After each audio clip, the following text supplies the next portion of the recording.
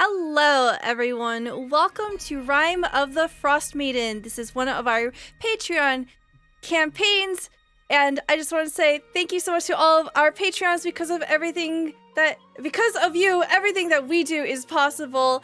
I really appreciate it. Thank you for keeping the lights on. Shout out to everyone here on the screen and all of our lovely patrons that keep the community going. All of our one-shots, three-shots, marathons, all of them are possible because of them. If you want to find out what you can get for being a patron, please check out this link in the chat. Oh no, where type. Yeah. Okay, there we go. Shit, my bot's not on. Okay. It's fine. We have a YouTube. You can find all of our previous episodes of Rime of the Frostmaiden and other campaigns over there. We'll be adding, why is that in here? Sorry, okay. Shout out to Epidemic Sound. The royalty-free music that you hear here is from epidemicsound.com. We are also featuring music from incompetech.com by Kevin McLeod. If you would like to interact with the game, there's a few different ways that you can do so. You can redeem channel points by hanging out, and you can grant a blessing or a reroll to the player of your choice, including myself. Or if you'd like to add an element of fate to the narrative, every $10 guarantees a draw from the deck of many things to the player of your choice. Zombie has 7. Pick Zombie. Give Zombie more cards. Zombie loves cards. You can give as many cards as you like to any person. The deck resets every session. It's great. All right, we're going to start off by reintroducing everyone here at the table. So please tell me who you are, where we can find you, and remind us who you're playing. We're going to start off with Melly. Why don't you go? Hey, it's been a while. I'm Melly VT. I'm a streamer and a TTRPG player on Twitch. You can find me at Amelia Ikeda on Twitter. And yeah, I am stoked for this. Looks like that. Stoked. Does this smell nice? Oh, it smells amazing. I'm so jealous. It's like 80 degrees over here, but I still want the fire. Why don't you tell us about Emmeline? Emmeline is a half-elf ranger, and she is hardy, old, tough as nails, and currently Kolskeg's, I don't know if I want to say handler or best friend. Babysitter. Column A, column B. Excellent. All of the above. Yes. Thank you so much. You can find Melly's link there in the chat. We'll pop on over to V. Hello, I'm Vertigo or Vertigo Cross. You can find me on Twitch with the same name. I like to play a variety of whatever games come out at the time or whatever I think is fun. So come check it out. You never know what you might see. On today's show, I play as Clay, a little rabbit fighter who protects everyone and helps everyone and is the cutest member of the group. Yeah. Excellent. And that's about it. Thank you so much. Next, we're going to hop on over to Schroeder. Hi there, my name is Schroeder. My pronouns are they, them, as is the character I play today, which is Learnus, a half-elf fighter who is totally not hiding things about their past. Yeah, you can find me at Schroeder0083 on the Burb app. Excellent. Thank you so much. Next, we have Apollyon. Hi, everybody. I am Apollyon, or James. I'm found here every other week as I play the barbarian Kolskeg. He is the slayer of sea beasts and the hunter of septic caltrops, as you would say. So he's a wonderful ball of joy. You can also find me at Start Playing, where I DM campaigns. I just enjoy D&D, so that's what you got me here for. Excellent. Thank you very much. If you are actively hunting, are you a hunter? Or do you have to have hunted to be a hunter? I think if you're actively hunting, you're still a hunter. So he is a hunter of septic cantrips or caltrops, depending on the day. Gotcha. Yeah. Good to know. Thank you. Not a Well, problem. we'll hop on over to Zombie. Hello, I'm Jacob. I'm Zombie IMZ, and what was your name as you like to call me? Lore Keeper and Captain Z of the Good Ship Clip. I probably do too many clips but that's up to your own discretion. Also, in this particular game, I may as well have the nickname of Collector of Cards. So we'll just keep that one going. Hello. You can find me on Twitter at ZombieFighter89. If you go there, there are two things I want to shout out real quick. One is if you go to my Twitter, you will find a business card in the pinned tweet. Business card made by the Lady May, the lovely Lady May. You should go give her a follow. She does all kinds of cool stuff. And huzzah, she's the best.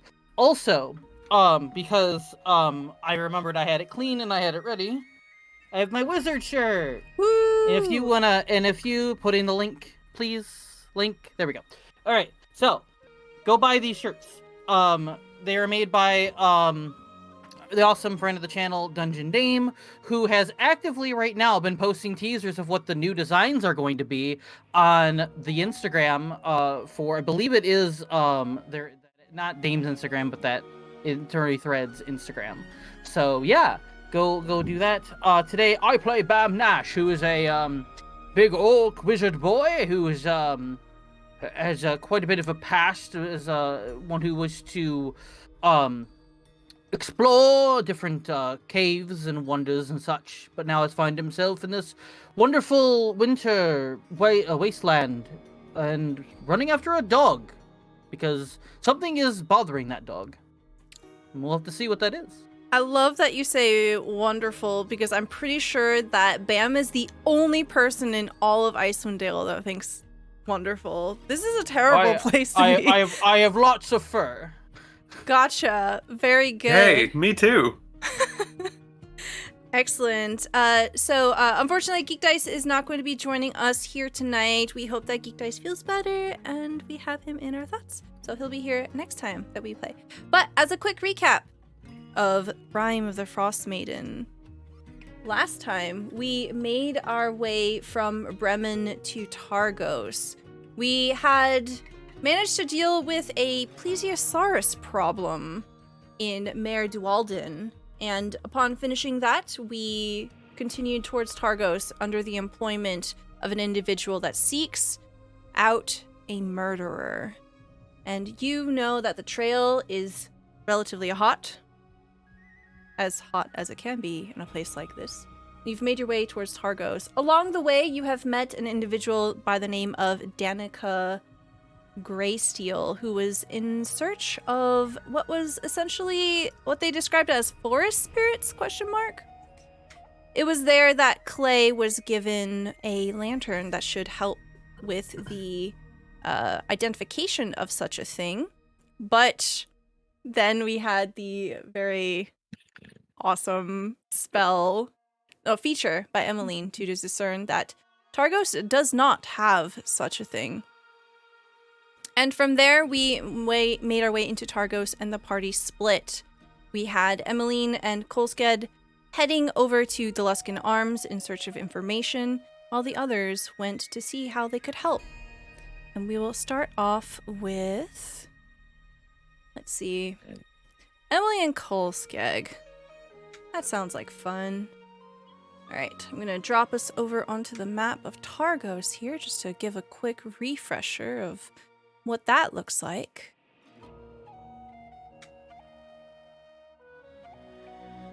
All right. Targos is very much like Bremen in the sense that it is ice-locked. There is no direct flowing water from the docks here. You do have to make your way out through the ice. You can see that there are a number of farmers dragging their boats out towards the broken water. As we are moving through, Emmeline and Kolskeg, you are in the bottom floor of the Luskan Arms. You have found that this is a sort of inhospitable place, that you're not quite welcome, especially after having kept the door open for quite some time. So as the two of you are waiting, your message being delivered, what are you doing? Emily, I think we'll get along great with all of these people. They really seem to like us. I think I think we may not be as welcome as you think. I'm pretty good at reading the room. Tell you what, let's see if we can have you make a friend here, and then we'll go from there. Okay? That sound like a good deal? Yeah, I mean, I'm pretty sure I can make a pretty good friend here. That shouldn't be a I'm, problem I'm at all. pretty sure you could do. Yeah, yeah. Yeah, absolutely. I'd like to find the biggest person in the room, please. You are easily the biggest person in the room. As you're Yeah, I looking would like to- around, the Luskan Arms has sturdy walls but rotten floorboards. Drafts are coming up into the common room from the cellar. You can hear the scurrying of rats in between the walls, and the proprietor at the very front of the tavern is a quiet, balding man who seems to be quite dour. There is a heavy air around him. He's kind of looking at you. Sighs deeply. As you're scouting around, you see that there are mostly just fisher folk around here. No, you know that these small places, 10 towns, that they don't have very large crowds to begin with. You see a balding man who's about 5'10", and that's about the closest to tallest besides you in the room. Unannounced, I just pull up a seat and sit right down next to him. Hi there, I'm Kolskeg. The Just like a individual... massive paw of a hand. I just sit there with my hands and my head, my hands, just going, "Oh no." The individual slowly looks up at you from their gruel, looking at your hand, and just... Who are you supposed to be? Oh, I just said my name is Kolskeg. Koskeg, what? What do you want from me? Well, I'm actually here to be your friend. Everybody needs a friend every now and then. That's what I'm here to do. I ain't got no friends. Never needed one, then never need one now. I mean, everybody needs a friend every now and then. I mean, otherwise, you get lonely. What's the angle here? What are you trying to get from me? No angle. Just, making friends, saying hi. I can tell a lot about people. I'm pretty good at it. I don't know if you know that. But, I figured you were a little bit lonely and wanted to have a buddy. Is that so? I mean, this stocky individual leans back and they sort of stretch out in their seat, crack their knuckles together, and squint their eyes at you. What does your intuition say about me, then? Ooh, I don't know. That you were, you're probably a fisherman. You like to fish. Your hobbies include fishing, and maybe ice skating. I don't know. Ice skating's fun. Have you ever been ice skating? Of course. Everyone here at Targos has been ice skating, some against their Well, will. I mean, look at that. I was right about your hobbies. Can you roll me either performance or persuasion here? Let's see if you can make a friend. I would help him, but I'm pretty sure I'd give him disadvantage. Yeah, Come on, high numbers. 11. all right. So as this is happening, Emmeline, you're watching from afar. What do we see from you? What are you doing?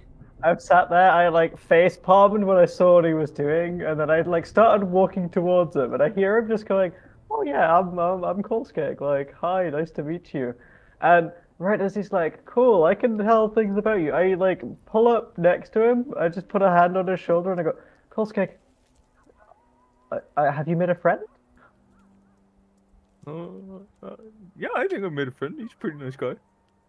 Cool. What's his name? You see, without blinking, the individual's eyes kind of just roll over to you, sleepily, unimpressed, Emmeline. Is this one yours? They're taking a seat at my table. Oh, I mean, No. this is my best friend. Her name's Emily. She's I don't care about your best friend, well, Emily. hey, that's not very friendly. I'm like biting my lip here because I don't want to start a brawl in the tavern, but I'm like, I'm just trying to sit here, eat my gruel, mind my own business. And this mountain of a man is here interrupting my breakfast. you see, this here is a mountain of a man, and you probably shouldn't mess with a mountain of a man. Just putting it out there. He's grinning happily this entire time. Like, the context of this conversation is not set up on him yet.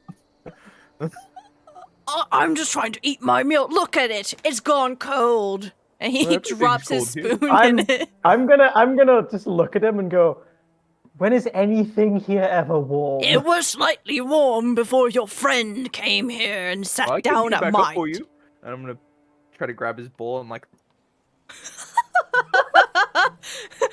The individual just kind of slack jaw, just watches you. And then, like, as you warm it up with your breath and put it down, I'm not gonna eat that. I don't know where your mouth's been. Oh, on my face. It doesn't go anywhere else.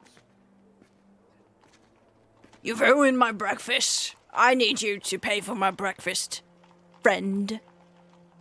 Well, I mean, Why? I'm Friends, just trying well, to get him to hold pay on, for... Emmy. Friends Yeah? do things for one another. And I think that is a perfectly fair request of my new friend. What did you say your name was again? I didn't say my name. Buy me Well, breakfast and I'll say my name. Sure, absolutely. This stranger over here would like another bit of breakfast, please, and I will pay for it. The owner, the quiet human at the bar, just kind of slowly drags a bowl off of a shelf and begins to head into the kitchen.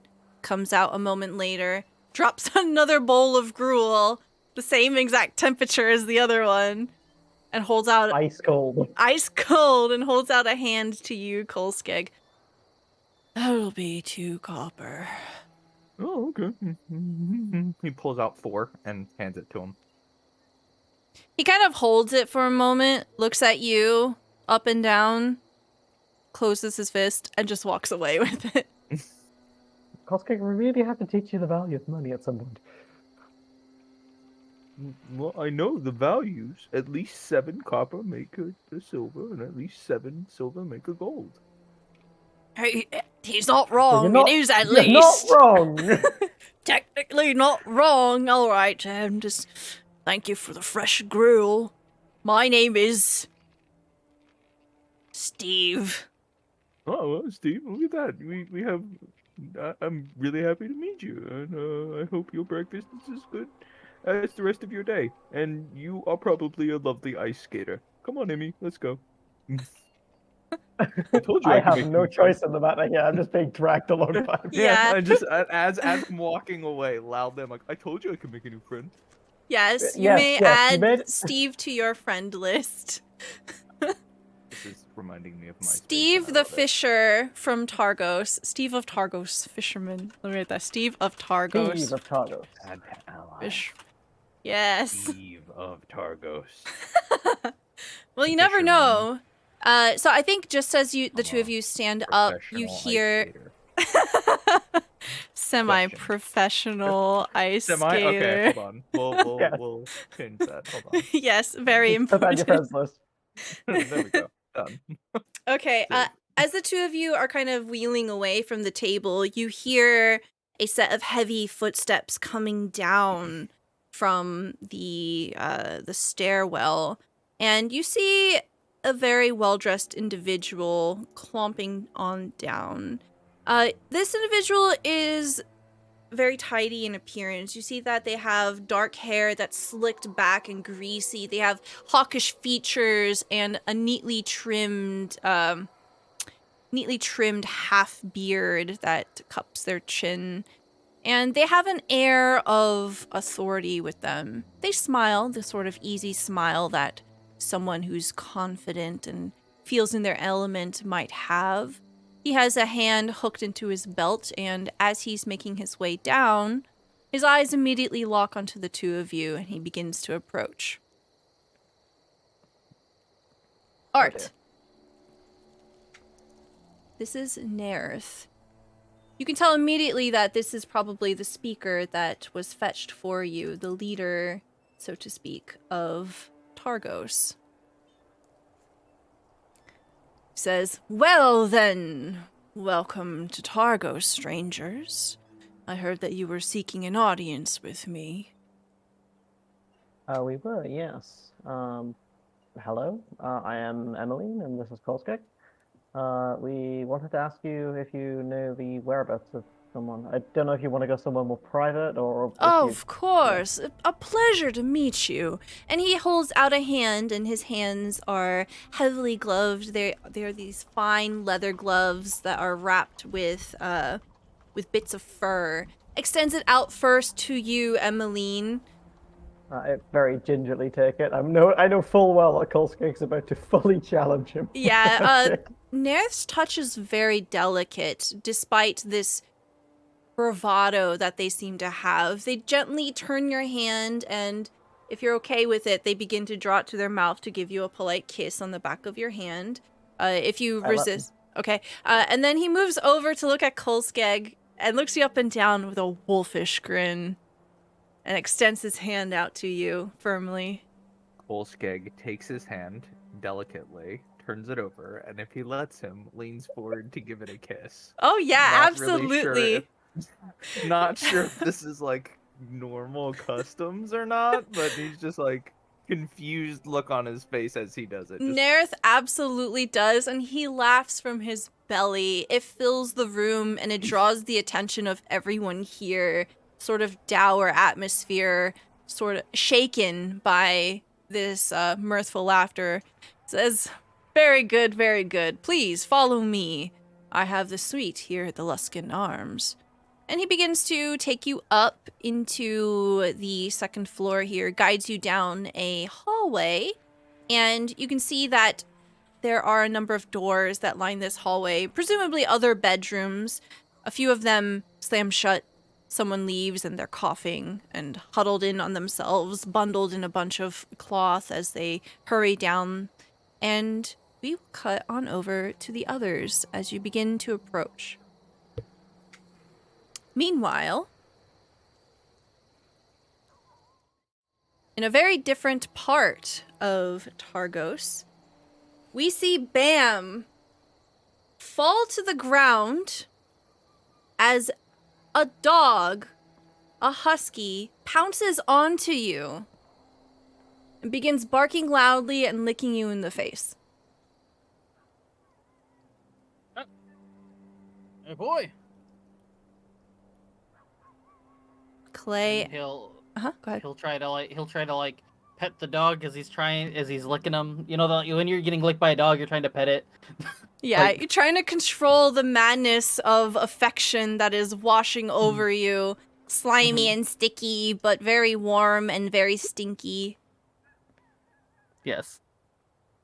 Clay and Lyrinus, you witness Bam just completely hit the ground and eat it. I didn't know you had a friend, ma'am. I don't think I know this this dog. It just came up and attacked me. I guess they just liked me, I guess. And they begin to like pull on the collar of your robe, and they seem to be trying to pulling you in a direction and barking and pitifully looking up at the group of you with big puppy eyes. This is a husky. We'll say that it is the traditional sort of black and white husky with the back of its body, the darker fur with the big tufts. Mm-hmm. And then, is the dog off of Bam at this point? Yeah. Okay. So the Bam will look at the dog, go, what is it?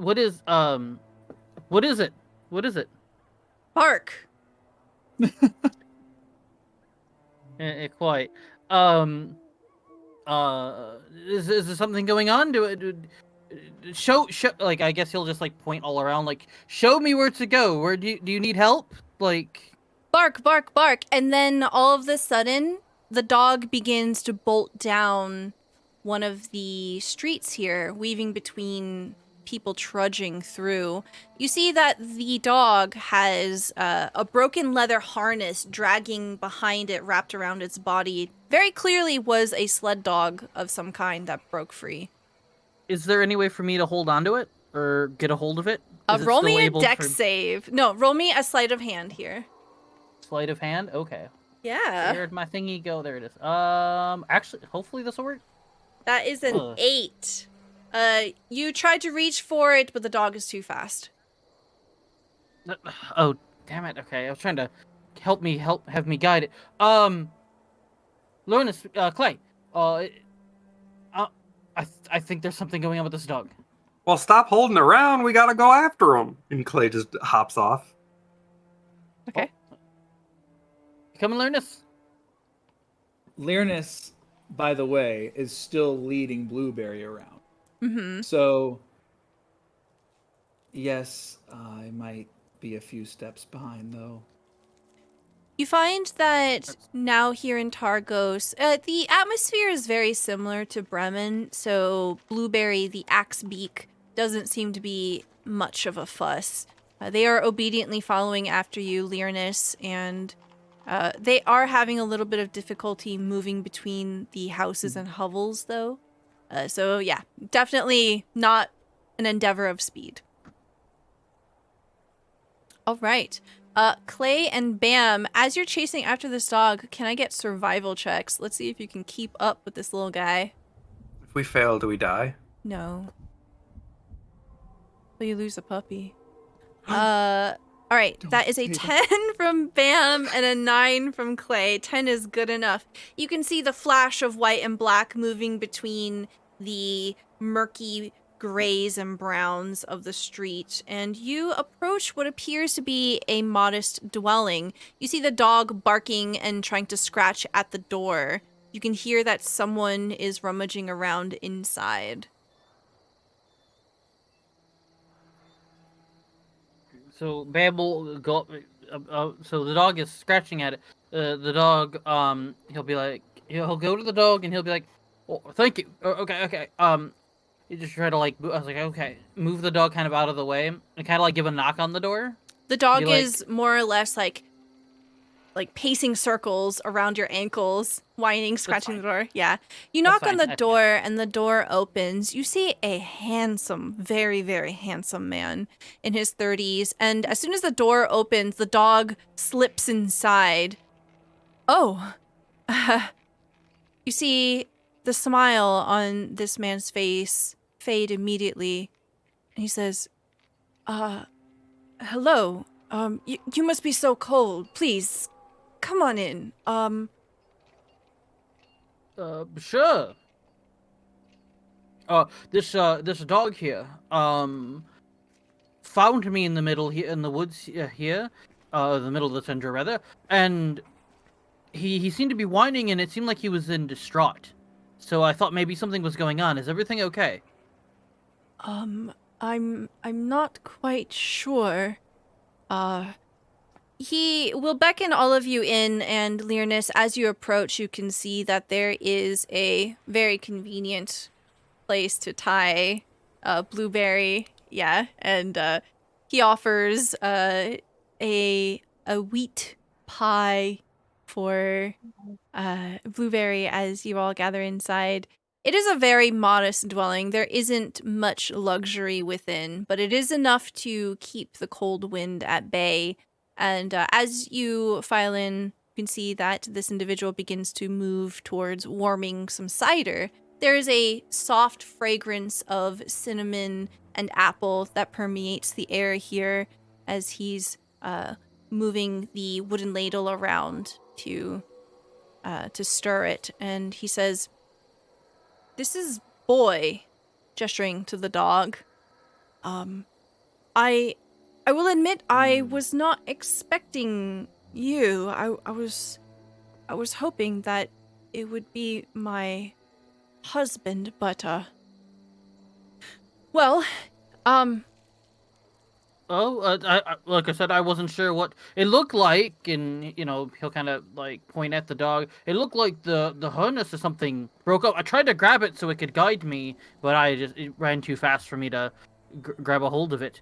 yeah. So I just didn't know if someone may have crashed or something. But then when he brought us to this house, I wasn't sure if he just ran away, if he just broke a leash, or No. what. He begins to ladle out warm cider and offers it to each one of you and says, "No, yes, of course, please, warm your bones. Thank you for bringing Boy home. Boy is part of Garrett's, dog team. One of his sled dogs. One of 6. Your husband? Yes, my husband. Oh, I'm so sorry. Let me introduce myself. My name is Keegan Velvrin. I was born in 10 Towns, but my husband, Garrett, came from a wealthy family in Neverwinter. He doesn't care for city life very much. When I met him, he was a guide of sorts. He loves the outdoors, you see. He loves the mountains. So, was he out exploring at this point? Was he trying to find something in particular, or? Yes, a few days ago, Garrett was hired by some adventurers to lead them up the slopes of Kelvin's Cairn. His plan was to take the adventurers to Cair Konig, the town at the foot of Kelvin's Cairn. After they acquired some climbing gear from the outfitter here, he was to lead them up the mountain. Garrett took his 6 dogs and a sled. Boy, here, is his favorite. Raised him from a pup, he did. Boy would never leave Garrett's side unless something terrible had happened. Do you think that maybe that's why he tried to come maybe here first and didn't get an answer and started exploring out the boy here? I don't know. Oh, I know this is a lot to ask, but you look to be quite capable from what your bearings and looking up and down at all of your equipment that you have on. You definitely don't look like someone who's just hanging out in Targos. Yeah. You look like you're outfitted for the weather, especially because you had very recently trudged through the snowy trails here. Mm-hmm. I know it's a lot to ask, but could I persuade you to go up there? Maybe find Garrett and his companions? I don't have money, but the proprietor of the Luskan Arms is a friend of mine. I could get you free rooms at the inn. I'm also a scrimshander by trade, and I can give you some of my artwork. It's not worth much, I confess. And he gestures over to a shelf, and you can see that there are a number of different bone carvings. They seem to be a carpenter by trade. If we were going to be journeying through and around the 10 towns as it is, if my companions agree, I don't believe compensation will be necessary. We will find your husband. We will make sure that everything is all right. Oh, I wish I could give you more than just cider. He begins to just almost instinctively pour another cup and hand it out towards you. That is so very kind of you. Such generosity is so rare in places like these. I've seen art like this before. In my journeys that I've had before, going through different archaeological digs and such, and I think it looks great. And I like it. And if that is what you can offer us in this time of need, of course, and then my big thing would be more making sure that you and your loved one is safe, more than anything else. Anything else we can get extra would be great. I'm sure having an extra room or two, it probably wouldn't hurt anything. So money is the least amount of worries at this point. Thank you. And as you're kind of looking over at the various carvings, Bam, Mm-hmm. you are struck by a strange feeling. It's almost like a jolt. It is a moment that passes just as quickly as it had come. And hold on. Oh God! I was just gonna ask if I could roll a history check, but never mind. So just, Roll a card check. just hold on. Yeah, You roll got- a card you got check. 7 cards. Which one do I want to play right now? Really? Yes, Wow. you have 7 cards. Okay. Hey, Stella, what's if up? people wanted to gift cards, how would they go about doing that? Oh, thanks for No. asking. You No. can tip $10 for a draw from the deck of many things, and these persist between sessions, and they are moments of great drama and chaos. Yes. You will Never you fear. are about to If- witness. Never fear. If you haven't given me 20 cards in one game, because some are already used, wait till the next game. Then you can give me all 20 cards. Yeah, we're trying to see how many cards we can give to a zombie at one time. All right. Yes. So Bam, as you are looking at the carving here, this particular one is shaped like a creature. It is shaped like a deer, but it has 6 legs, and it has these wide, long antlers that bow forward and then sweep back. You have drawn the Fates card.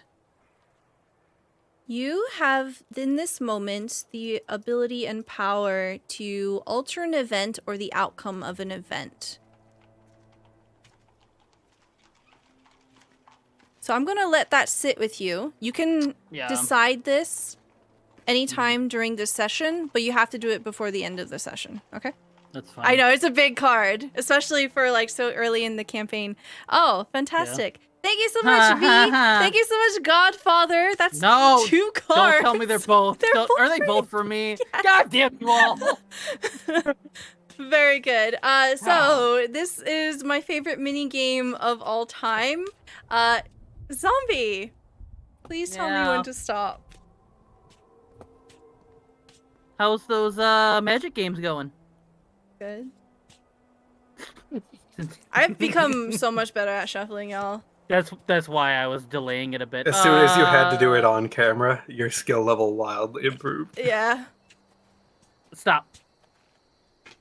Okay. Stop. I know you're not sorry, Godfather. It's fine. I'm not sorry either. I wouldn't expect. Great. We love giving you all the power, zombie. Yeah, or torture, depending on how good these cards are or not. You get to alter reality right now. How cool Yeah, is that? I do that is have pretty a- cool. I do have a Fates card, I will say, for the first of my 7. This is good. Okay. All right. So you are struck by this like feeling of great power, this moment, this connection. You can't quite remember the details, but it is stirring some sort of memory that's lost to you. Perhaps another lifetime or another place or another story. But you shake your head. You'll think about it later. And Keegan looks to the group of you and says, I'll write a note. You can provide it to the provisioner of the Luskan Arms, and they'll give you free board. I'm certain of it. They begin to reach into a vanity, pull out some paper, and you hear the scribbling of a quill as they write a quick letter. It's much appreciated. Yes. Here you go. He holds out the paper to the 3 of you. Okay. Learness will take it. They offer it to you with both hands, and as it's passing over, for a moment, they move one of their hands and gently place it on top of yours, and they look deeply into your eyes, and they say, I have a lot of faith in Garrett's survival skills. I believe that he must still be alive, and I thank you so much for your effort. I would suggest that you visit Frozen Far Expeditions in Caer Konig. It is very likely the last place that he was seen. Okay. I'll be sure to do that. And going back to when you mentioned generosity, the cider is more than enough. In this place, I've learned warmth is the most generous thing you could give anyone. So if anything, we're returning a favor to you. You see tears are welling in his eyes as he looks at you. He says, "Thank you." Oh, that's an excellent idea, in fact. And you see him scrummaging around inside of a large crate. He pulls out a wineskin and he begins to fill it with the cider and he holds it out to you. It won't stay warm for long, but at least it's something for the road. Above table, this cider is like Lyrinus's favorite beverage in all of existence. Oh, that's so cute. I love it. Okay. Blay kept trying to give Lyrinus his cider. And also, fun fact, Lyrinus hates fish. Oh, that sucks. Oh, that sucks. Okay, so You chose a Lyrinus, great place to live. Yeah. Lyrinus has 3 cups of cider in front of them right now. Okay, yeah. Oh no, it's like that's how I am. Like at a restaurant, IRL. Like I'm like, just bring a pitcher. Yeah. I'll be drinking a lot. But yeah, so Excellent. And it's at that moment that boy barks and looks at the door, whines. I think we should. I believe Should we he's ready take- to lead us. I was gonna say, can we take him with us to help guide? Oh, of course. I think that makes perfect sense. Boy, and you see Keegan kneel down and begin to pet the dog. And scratch him behind the ears, and his tail thumps on the ground. He says, "Please take good care of him.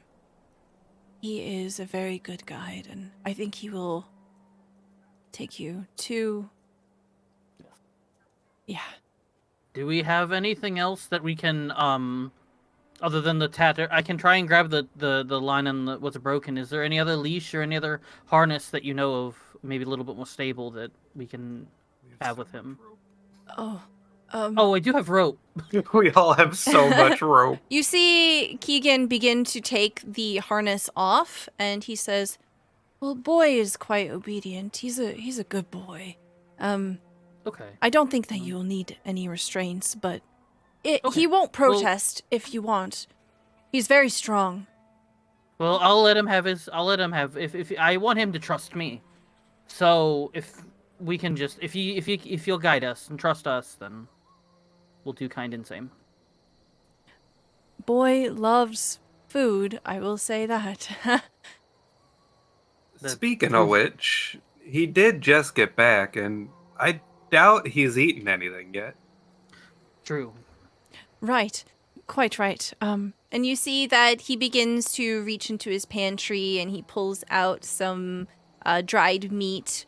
Don't worry, it's not too salty. It's perfectly edible for dogs. And you see that he begins to set out a sizable meal for Boy. And Boy scarfs it down. Once he's ready and happy and no longer hungry, we'll set out. All right. Thank you very much. And we will fade there as the group of you begin to leave. Which direction do you want to head now that you have this mission, so to speak? Would everyone be cool with going to the Luskan Arms? Or do you want to go to like a shop or something? We can go to Lumpkin Arms first. That's fine. Okay. Okay. Right. So as the group of you are leaving, we will bounce on over to the others. Emmeline and Kolskeg, you enter into the suite of the Luskan Arms. This establishment in general is not that luxurious to begin with, but this room seems to be in a much better state than the rest of the building. You can see that there are a collection of tapestries hung over the walls and some very fine curtains over the windows. The layout seems to be a lobby, and then there are extra rooms that come off of this private lobby.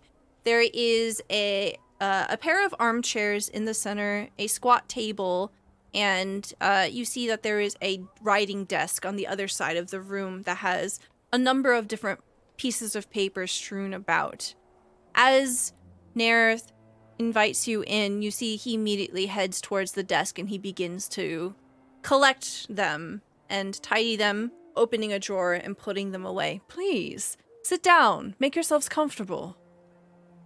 Why, thank you. I'm going to just basically walk in and just like be.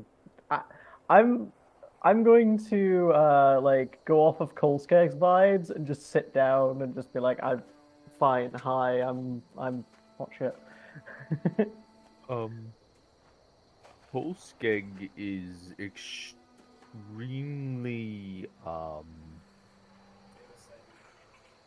unnerved. This is the biggest building he's ever been in his entire life. So, on top of that, it already has foods with rats in the floors for you to catch and eat. Somebody gives you food for at least 2 coppers.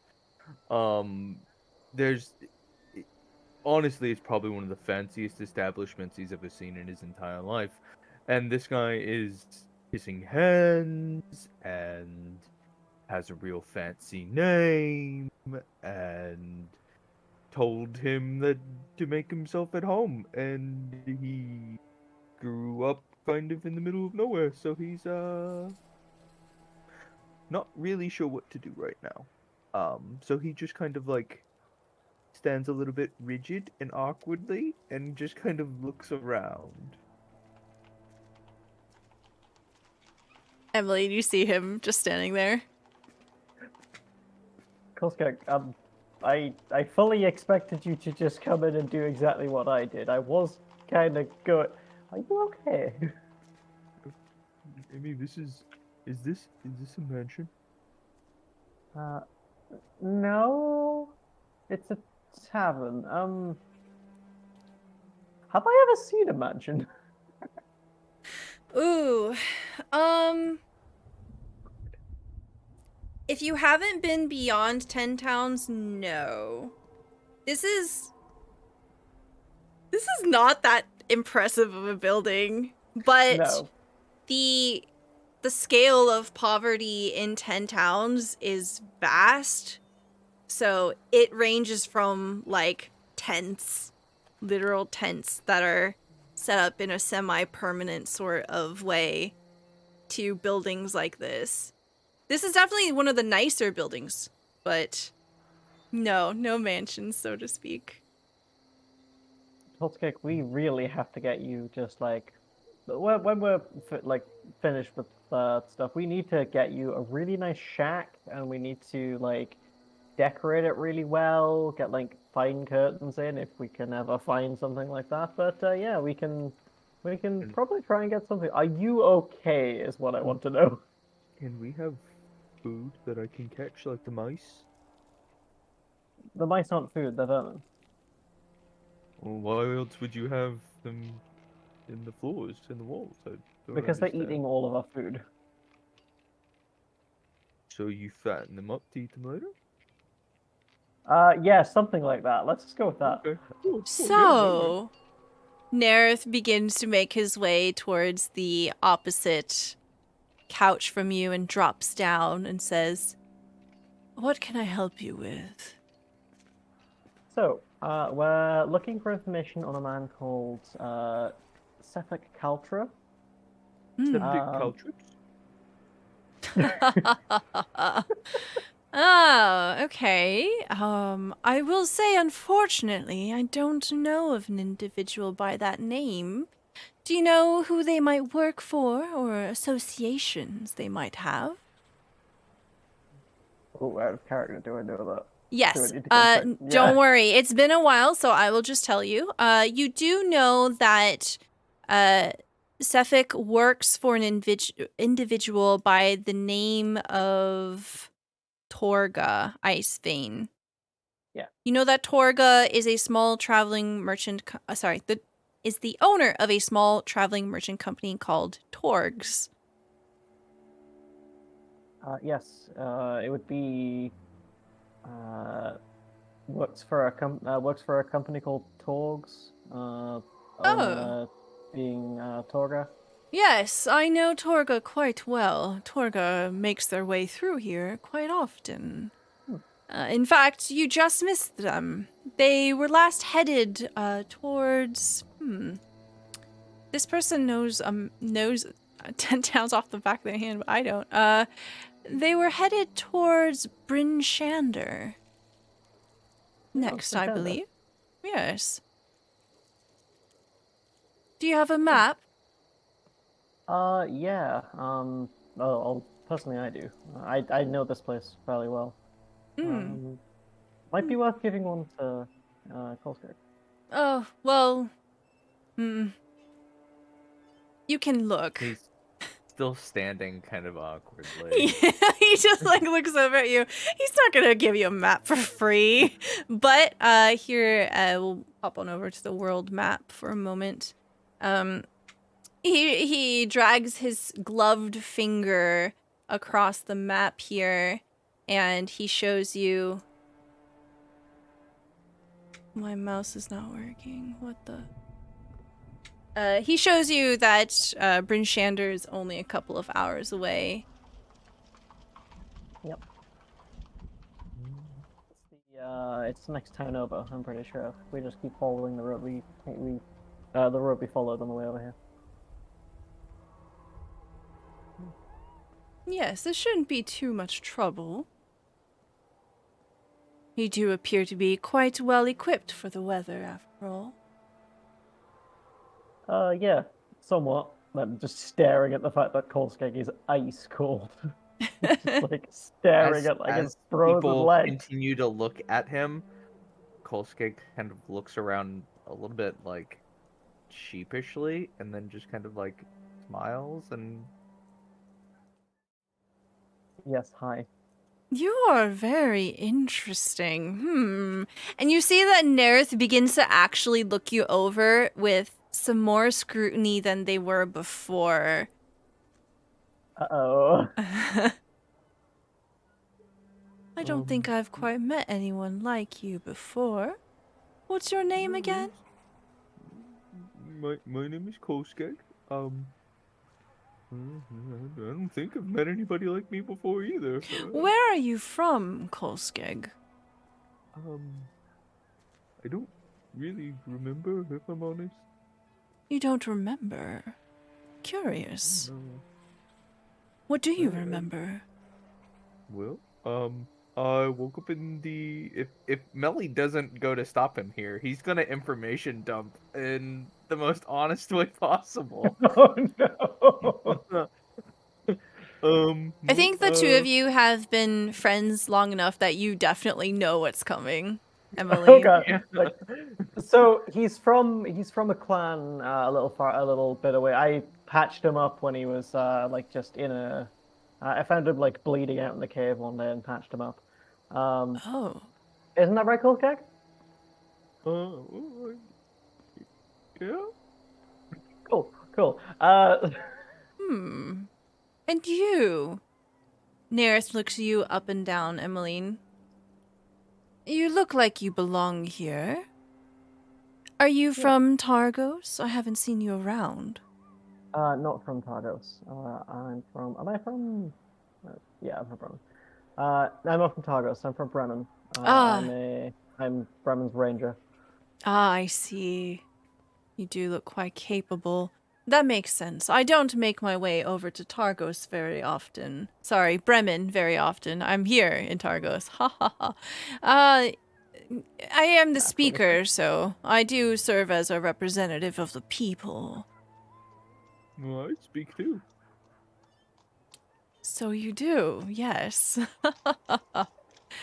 You see that Nerith has a very casual demeanor. He doesn't seem to be taking this too seriously, but he is being respectful about it. And he leans back and says, Perhaps sometime, if you make your way back here to Targos, I could hire you to do some work for me. There aren't very many capable people here. Well, we depends. What kind of work you need done? We like doing Nothing things. at the moment, but I will keep you in mind, Kolskeg and Oh, well, Emmeline. uh, Yes. that sounds pretty good, Mr. Mixelander. Maxilan. Hold on. He's got such a weird name. Maxil Danar. At your service. He stands up and he does a flourishing bow. Oh, that's what Emmeline goes to like excitedly clap and stops herself. He gives you a wink. She winks back. Oh, okay. He I just do smiles. really like your house here, by the way. It's very big, and I like the fact that you have free food running around. It's pretty nice. Yes, the mice are helpful in their own way. The Luskin Arms is suitable, I suppose. It's a very nice place. It's Yeah, the biggest house I've ever been It in. is definitely something to note that this suite here has multiple rooms. A lot of the houses here in Icewind Dale are like one bedroom kind of deals, right? Because you want to have the heat kept local, and having multiple walls just disperses the heat. It's really hard to keep all of that warm. You have a lot of like places in this one, big place. Do you have like family or like I took up residence here in the Luskin Arms a couple of years ago when I moved here to Targos. Let's just say that I come from money, so I was very lucky to secure such a suitable establishment as I could.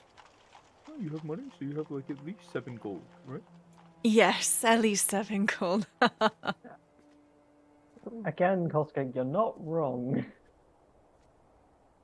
Oh, it's good. Well, it's very nice. You have like kids or like No, I have no family, so to speak, other than the people that live here. And the way that he says this is very, like, canned diplomat kind of vibes, right? You can see that he's definitely has a sort of veneer, a sort of, Can I do an insight check? Yeah, absolutely, you can. Kolskeg I believes it. think I know why I'm doing the insight check, but Emmeline wouldn't know that. Kolskeg genuinely believes him and thinks that he just views everybody as his family. He's a nice guy. Yeah, exactly. Nice. That is a... Yeah. Oh, did I have that? No, that is a 15. 15. Yeah. You definitely get the feeling that maybe Nerth is not a genuine person. This is definitely a front. This is definitely a conjured appearance of some sort. Definitely a dragon. As hard as his people. You are allowed to believe that if you want, yes. Do you have like pets? Because we have a pet. We have a cat. A cat. Yeah, we found it. It was hiding underneath a cart. And, It wasn't a cat. Yeah, It wasn't a cat. Emmeline, with that 15 insight, you will notice that when Kolskeg asks if he has any pets, he sidestepped that question. He didn't actually answer it. And he says, cats are very useful creatures, yes. I will have to say, unfortunately, my time has come to a bit of a tie-up. I will unfortunately have to excuse myself from you. There is very important work for me to do. That's fair. If we are back in the area, I'll be sure to reach out for anything you may need. Yes, of course. Our group is always on the look for work, apparently. Well, you know where to find me. And he smiles at you, Emmeline, and you realize it doesn't quite reach his eyes. Oh. I'll see you later, Mr. Maxel Danar, yes. Just call me Nerth. Okay, Ned. He laughs. He stands up and he holds the door open, very clearly gonna kick you guys out. Thank you. As we're walking out, Kolskeg kind of turns to Emily. He's like, maybe he's a nice guy. Yes, he's a very nice guy. Could I get perception checks from both of you? Hey. Yeah, we'll see. Oh, I'm actually good at these. Oh yeah, +5. Okay, that is a 17 from Emmeline and a 12 from Kolskeg. So, Emmeline, you hear the faintest sounds of what sounds like something rattling in a small cage as the two of you are leaving and he closes the door behind you. Aha! I'm not scrolling down in the art this way. Yeah, don't look. Yes, the spoiler. So I heard that as well, or just Emily? Just Emmeline. Okay, cool. Yeah, that fits. I like my like ears like snap up to attention and I just kind of go, Yes, he's a lovely guy. Let's see if we can actually get accommodation or something. I like the fact that he views everybody here as his family. That's really nice. I think he's a pretty good guy. Yeah, he's a nice guy. Oddly nice considering the play. So as the two of you make your way down the hall and you begin to descend into the first floor of the Luskin Arms, it'll be at that moment that the other party members enter into the establishment.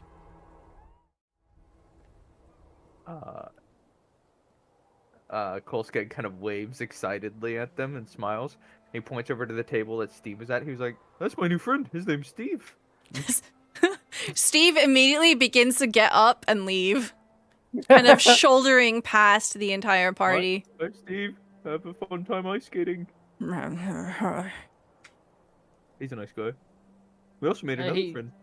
His name was Ned. Oh. This is Ned. Ned McZulander. You notice that Clay, Bam, and Learnus are trailed by a dog. This is Boy. Arp! Good boy. Boy? Bark! Boy. Bark! Boy. Kolskeg Bark. is visibly excited by a dog. Well, We were asked to save someone's husband. that sounds like an adventure to me. I think we should go do it right now. Right now. This He also gave us a note. Yes, I would say that while we are looking for Sefik Caltro, we are going to be going from town to town as it is. Perhaps we could visit that part of the 10 towns sooner rather than later. We also have a lead. We might want to sit down or something if we want to discuss this, but we also have a lead that the boss of Sefik is in the next town over. Oh. And pardon me, I'm not familiar. Which town would that be? What was it again? Binshander. Kind of, yeah. Can't see the It's map. Bryn Shander. Yeah. So Emmeline brings out her map. Yep. Because she has one. I have one because I've got a really Okay. old map drawn by hand. Yeah. Thank you. But yes, perhaps. Yes. we could- I just sit down at the table where Steve was and just sit down and roll my map out on there. see if it's in, Clay goes over and puts a finger over on Calvin's cairn. This is where the person we were looking for supposedly disappeared. Yeah. So as the group of you are looking at this map for now, you kind of pan over you can see that there are visible trails between Targos and Bryn Shander, and from Bryn Shander, you could potentially pivot and make your way towards Kelvin's Cairn, or you could just directly go there. You do know, especially Emmeline knows this, and maybe Kolskeg, but traveling off of beaten paths are incredibly dangerous. They might save you some time, but it can be very easy to lose your way and get lost. And you It's can very see, like intensive doing that. yeah. What do you think, Emily? Because he kind of like traces his finger on the map. For the first time, like he doesn't seem like kind of dumb as he's evaluating. Like he understands, kind of. Like, I think we probably shouldn't. We should probably go to the next town over and follow the beaten path. I feel like it's very dangerous. How serious and how urgent is going to Commons Town? The husband of the husband we're looking for, Garrett was his name. Mm-hmm. He said that boy would not have left the side of the husband if something was not very much amiss. Yes.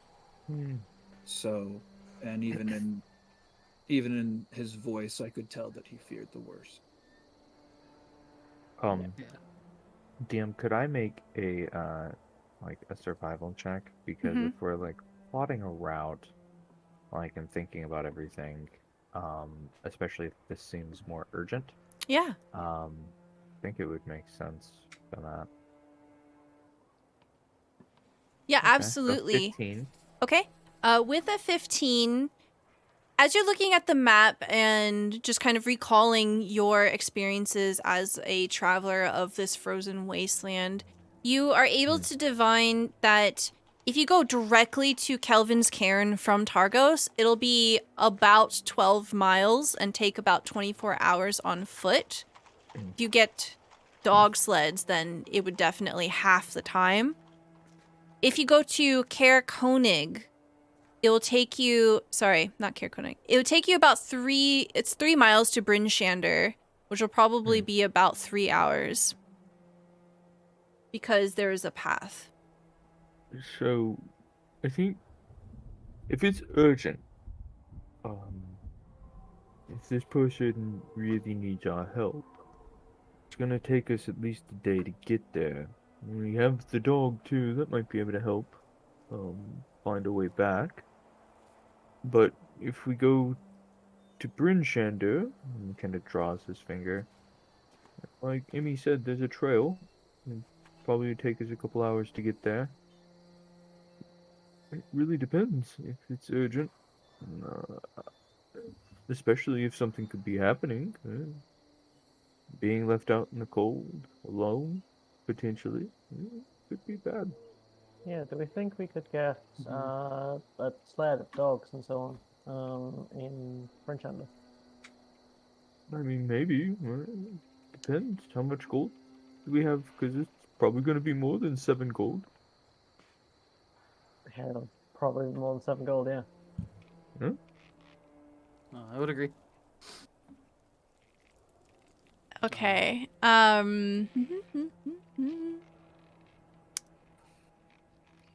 Yeah, you, Emmeline, especially would know that a sled dog costs like 50 gold. Yeah, you need a bunch of them as well. For a party our size as well, you will need a lot of dogs. Yeah. It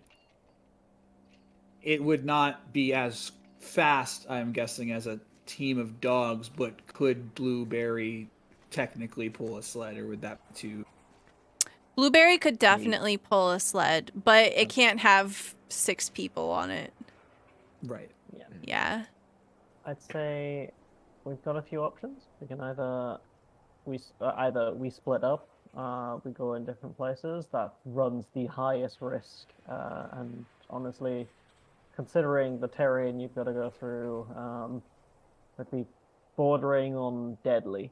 I'd How- say we can always go to Bryn Shander, go north to Termalane. I'm pointing out on the map, and then see if we can go over to Kelvin's Cairn. Or we could just follow the path all the way around, get to Caer Konig and go up.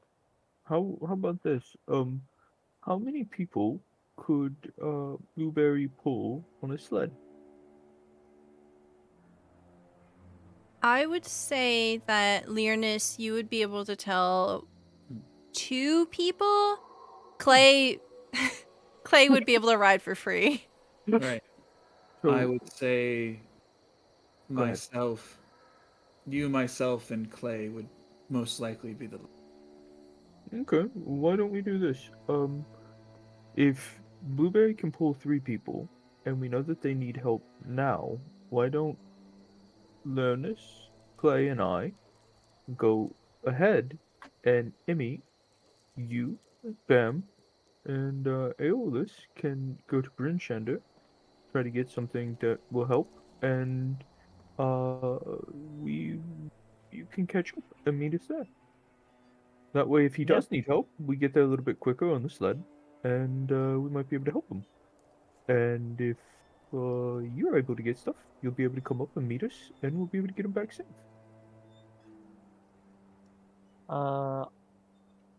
Yeah, I think that sounds okay to me.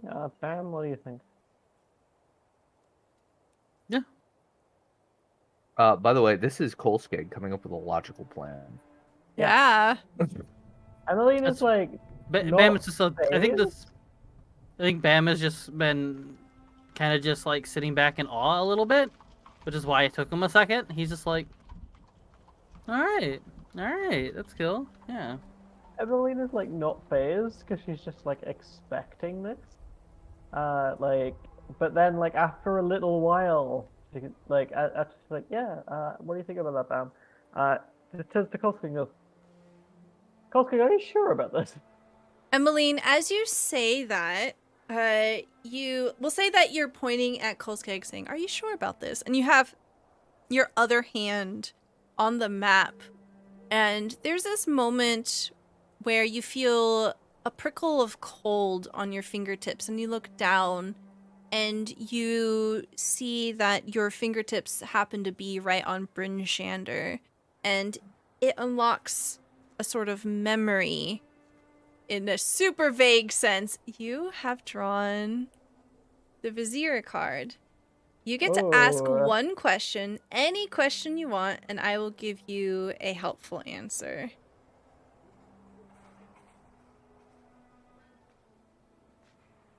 Is there anyone I know in Bryn Shander? Ooh, that's a good question. Okay. You remember the last time that you were in Bryn Shander? You know that Bryn Shander is the largest of the 10 towns. It's pretty substantial in size compared to the others.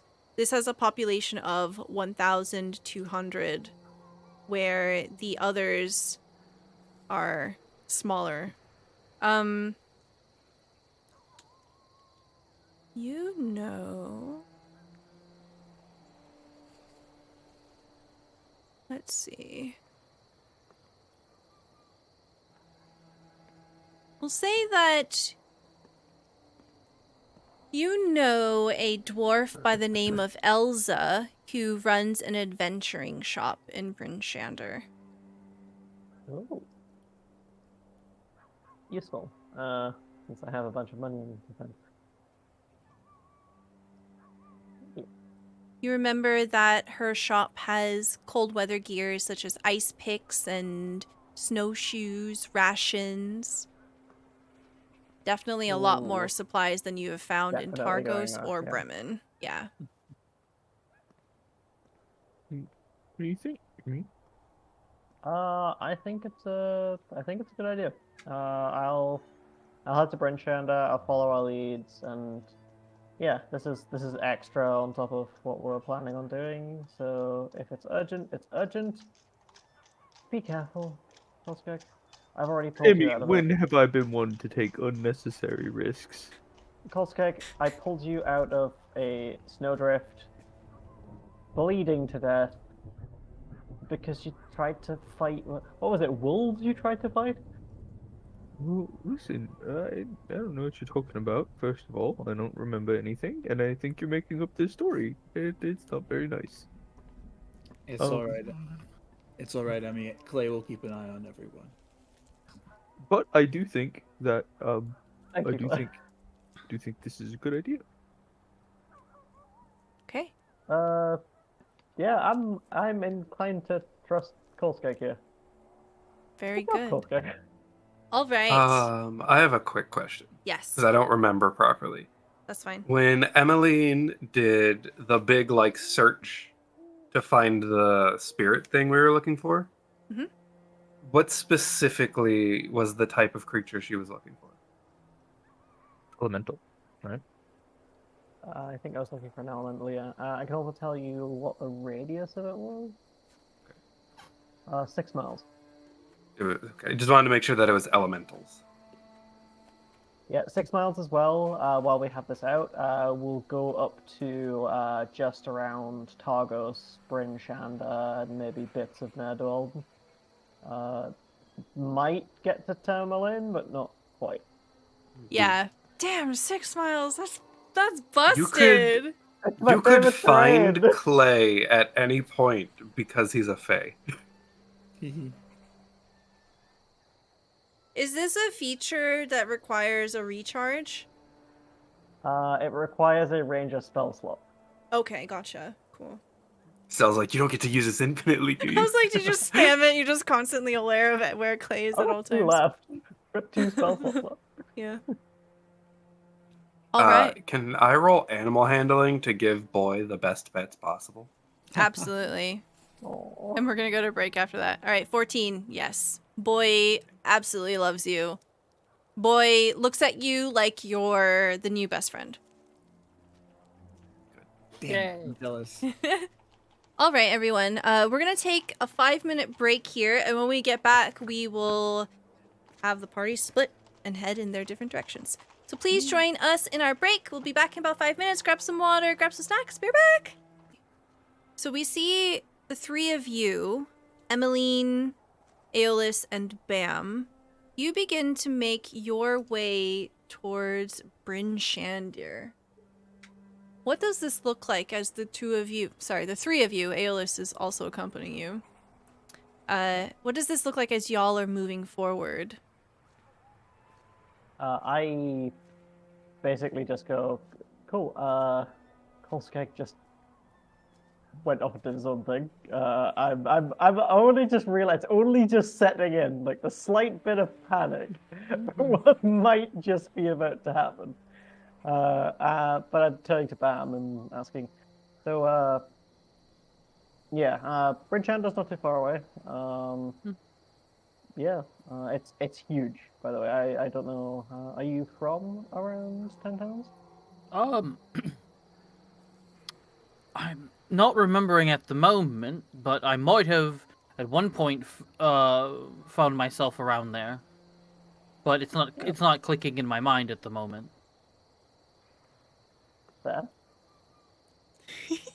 I wonder when in the story are people gonna start to put the pieces together. There's a lot of like forgetfulness in the party question Yeah. mark. But Yeah. not on episode 3. All right. So the two of you begin to make your way. Oh shit! Where's the compass on this map? Is there a compass on this map? North is up. Okay, north is up.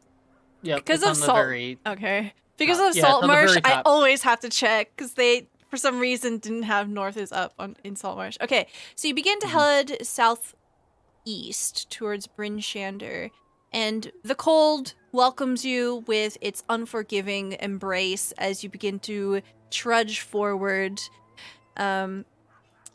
Presumably Emmeline at the front. Yeah, my bones are icy. Yes. There is not a horse. Where's Frozen Wastes? Huh. It is Man. it is late morning, so you still have quite a bit of warmth. As much warmth as you can have. It's more of a lack of freezing at the moment as the two of you are making your way through the snow.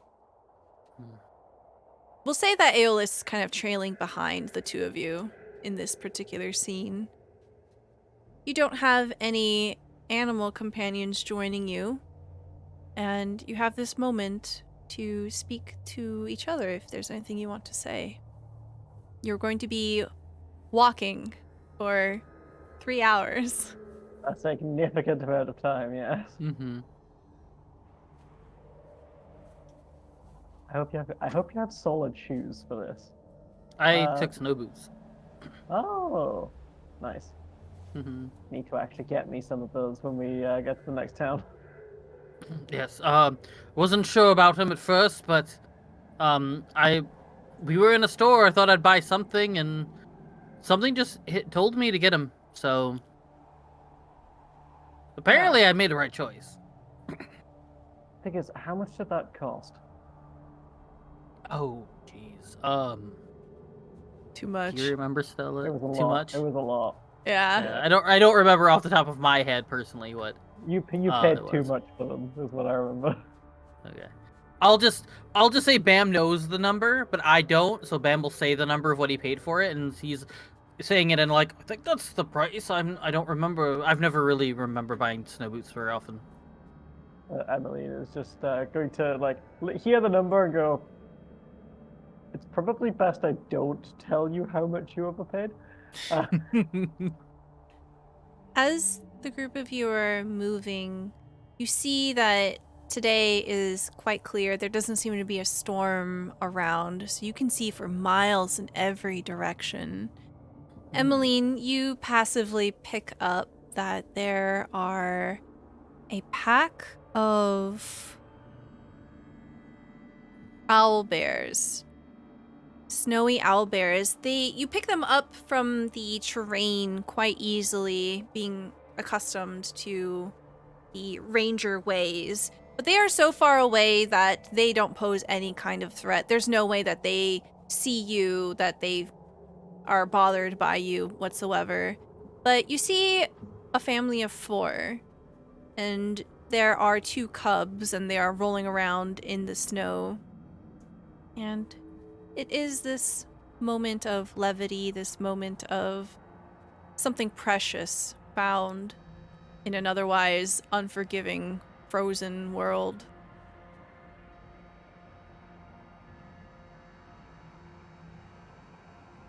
I just smile at the owlbears. Oh. Yeah, I'm just staring at them, like looking like into the distance. If Bam's looking at Emmeline, she is currently just like staring off to your right somewhere. Yeah, Bam, you don't see the owl bears, unfortunately. Oh, no, okay. But Emmeline seems to be looking at something. What is potential threat? Not exactly. I mean, if we went towards them, probably. But, yeah. Our path isn't to them, is it? No, it's not. Okay, well then, alright. Good. So you get There's to... really not much around here. This is a, No, I was this is gonna a- ask. I was gonna ask, is this... I know we've walked in pretty much storms. Is this normal as well for it to be this clear? Yeah, if there's no storms, you can see for miles all around. It is a little disheartening, just the blank canvas of snow stretching out. No There's no signs of trees. life that you can really see. Yeah, no trees whatsoever. But after some time, the 3 of you begin to crest a hill, and you can see down below, several miles away, a single mile away, is Bryn Shander. And you can see that it is a walled town, which is pretty rare in 10 towns. I will show you a map.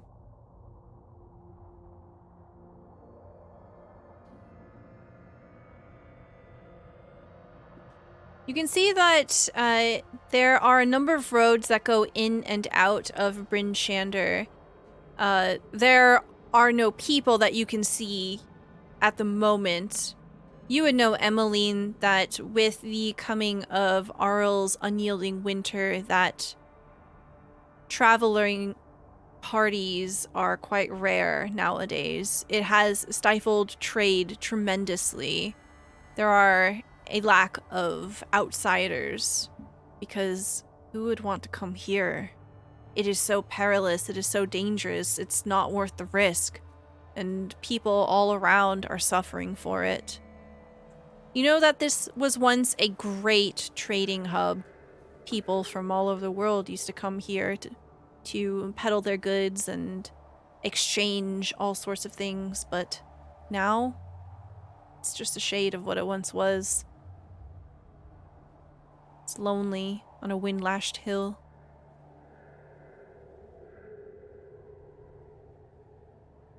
Do we know whether or not the gate is guarded? You would know that they are guarded, yes, but they're kept open. Yeah, that's good. Okay. As you make your way forward, you can see that mounted up on the wall is a guard. They look down at you, and they give a simple hand gesture acknowledging your presence. I return the gesture and continue through. If they're not going to stop me, then I'm just going to continue through and not like pause across Same. or anything. Yeah, you see that the walls are about 30 feet high, and they are defined by two concentric rings that are upright wooden poles, and you know that the gap between them is likely filled with dirt and rubble. The outer ring of poles rises to the top of the wall, providing a rampart for defenders, and there is a wooden planked walkway, so it's a wooden wall for the most part. The gates, as you pass through them, are about 15 feet tall, and you can see that they can be barred from the inside. Emmeline, you would know that they bar these closed at night, but it is still pretty early in the day. As you enter Bryn Shander, it is much the same. A sense of dread and dreary life as people trudge between the buildings of this place. Some people look up at you, particularly up at Bam with the staff that he is carrying, but they don't linger long. Yeah, anyone staring at me, I'm just going to stare back at them. Oh yes, it is such the way. As soon as they realize that you are locking eyes with them, they go about and mind their own business. Mm-hmm. I was gonna say, Spam would probably do the same and nod.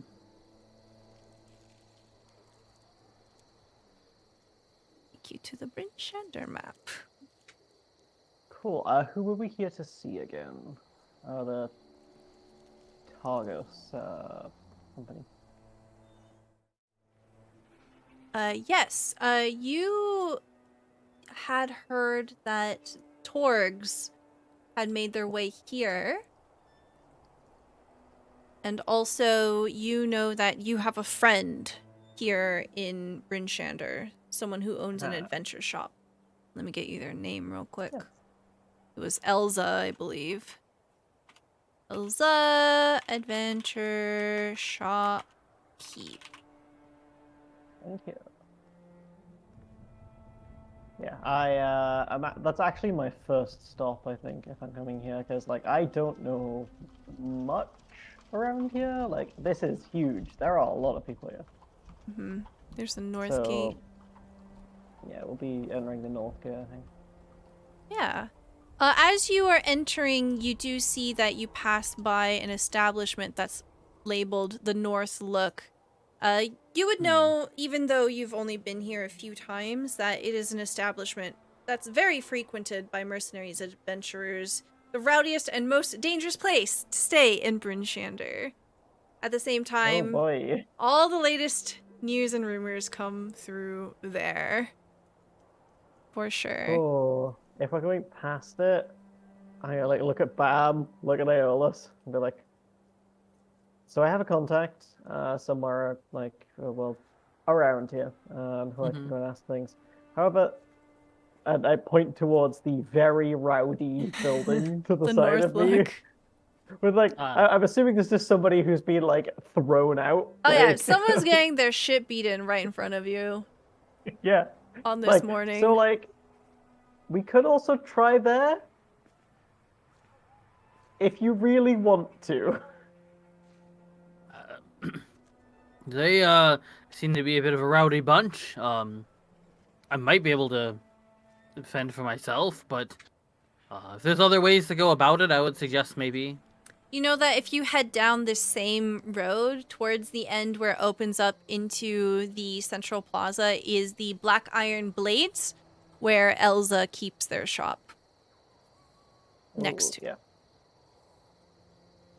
Yeah, this is right on the outskirts. Everybody's rowdy. You'll find gossip here. Like somebody will give you it if you give them coin and either that or a reason to fear you, kind of thing. Okay. It's not fun. Doesn't look like it, no. So y'all It head feels in? like it would be Kolskeg's favorite place. Yeah, Kolskeg would fit in perfectly. Kolskeg would be like, oh, new friends. Yes. So did you want to go to the North Look or the Black Iron Blades? My vote's for the Black Iron Blades. Yep. All right. My vote is go there, and if we need to, go to Northlook. Gotcha. Okay. So you begin to pass by the North Look. You see someone just get thrown up against the wall and punched in the face. They lose a few teeth. There are no guards stopping them. They just kind of go about their day. And as you shuffle past, you make your way over towards the Black Iron Blades. You can see that it's a combination shop.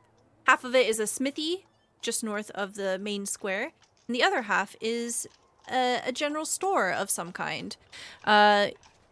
You are quite familiar with this particular establishment. You know that Garn the Hammer manufactures the cheapest blades in all of 10 towns, and his sister, Elza, sells the adventuring supplies.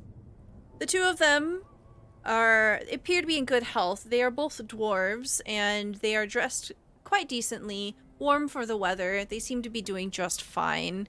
And as you approach Emmeline, Elza notices you right away and begins to wave in your direction. Hey, Elsa. Long time no see, I think. Hi, Emmy. It's good to see you. And this is your friends? Yeah, this is Bam, and this is Aeolus. Well, howdy. How's it going? Let's go. Find that this is a pretty cheerful demeanor, unusual. And you would know Emmeline from your relationship with Elza that she's very happy-go-lucky. She likes to see the bright things. Yeah, Elsa, you are always a ray of sunshine. You know, Yeah, metaphorically, yeah. of course. Well, why don't you just come on in? I've got some potato soup going in my kitchen. Warm your bones. You look like you just came right in from outside in the snow. Oh yeah. Yeah, we just trekked here from Targos. Oh, Targos, huh? Well, good thing there wasn't a storm, so to speak. All right, and she leads you into the building. You can see that there are a few individuals currently shopping in her store. She goes into the back, pulls out a few bowls of soup and puts them on the shopping counter, and she stands behind it, kind of idly looking over at the customers and then shoving the bowls of food towards the two of you. Emelina's going to just take it and just be like, "This is the nicest thing Emelina's had in months." I'm Yeah. gonna say It's bland, but that is such a delicacy. It means it doesn't taste like dirt. yeah. It's very lovely in the most plainest way. It's like they haven't had to hide the fact that it's probably literal dirt. Yeah, yeah. Well, Elsa speaks to you as she keeps watching people coming in and out and maneuvering through the store. Well, how have you been? Oh, yeah. So, stuff happened. I guess. Well, Elsa wouldn't be, I don't know, a mercenary at this point. Like, we Oh. kind of went to get some. Like, we tried to do some jobs for money and so on, and honestly boredom at this point. We're looking for somebody. It's the I need to remember the name of this. Just pull roll 20 up. Torgs? Torgs, yeah. Oh yeah. I seen Torg come in. They came in yesterday, I think. Yeah, it shouldn't be too long ago. We were like right on the heel. I think they've set up right here in the center of town, actually. Is Neat. there anything that you're looking for? And kind of like looks over at her store and the stuff in her store. You know, I'll take care of you, give you a discount if that's what you're looking for. You know. Emily just like puts her elbow on the counter, leans in, and goes, "I might be looking for something." She leans in, puts her elbow on the counter. What are you looking for? You know I got it. Or I can point you the right way. I mean, I need a new set of snow boots, and I need a. Can I get a shopping list at some point? Yeah, and then we'll take care of that off stream. But she's like, Oh, you know I've got that, of course. Oh my God, yeah. Do you want them in blue or pink? Because I've got both. You know that. Ooh, blue. Yes, of course. To Yeah, match your Emily's eyes. got 40 gold burning a hole in her Yeah, pocket. okay. So. Yeah. So there's like, you see dollar signs in her eyes as she runs around. She no longer paying attention to anyone else in her shop. But all in all, she does give you a good price. She cuts off a chunk of the final price for you and calls it a friend discount. And she throws in a little something for Bam and for Aeolus too. And we'll figure all that off the stream. But Yeah. she says, well, it was mighty fine doing business with y'all. I hope you find good use to all of it and stay safe. You know what they Yeah, say thank out you. there. There's dangerous times. Yeah, have you perhaps heard of somebody called Sefet Kaltra at all? Isn't that the bodyguard or Torga? Yeah, Turga's bodyguard. Well, yeah, I was trying Oh. to find them. Oh, I mean, you'll always find them right on Torga's tail, especially while shop's open.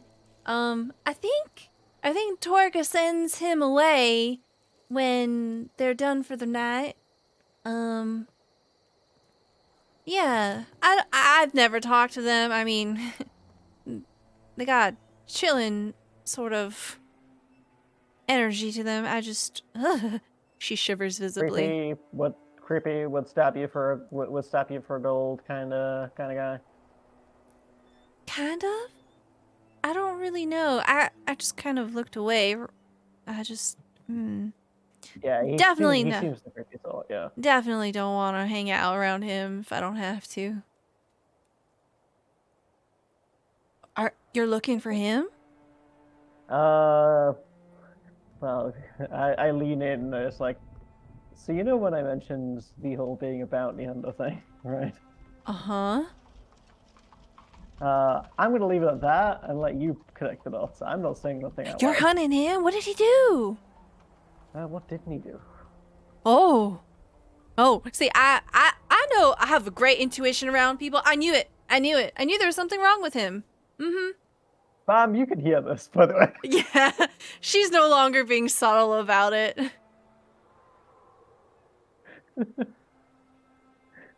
Well, I mean, they're probably right there in the square right now if you go looking for them. Something tells me that's Oh. probably a not great idea, but yeah. I mean, what are they gonna do? What do you think you... Wait.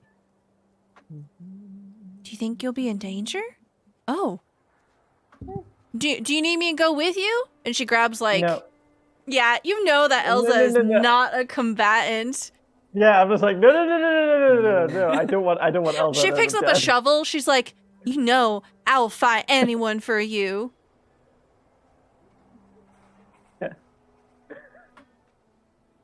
No.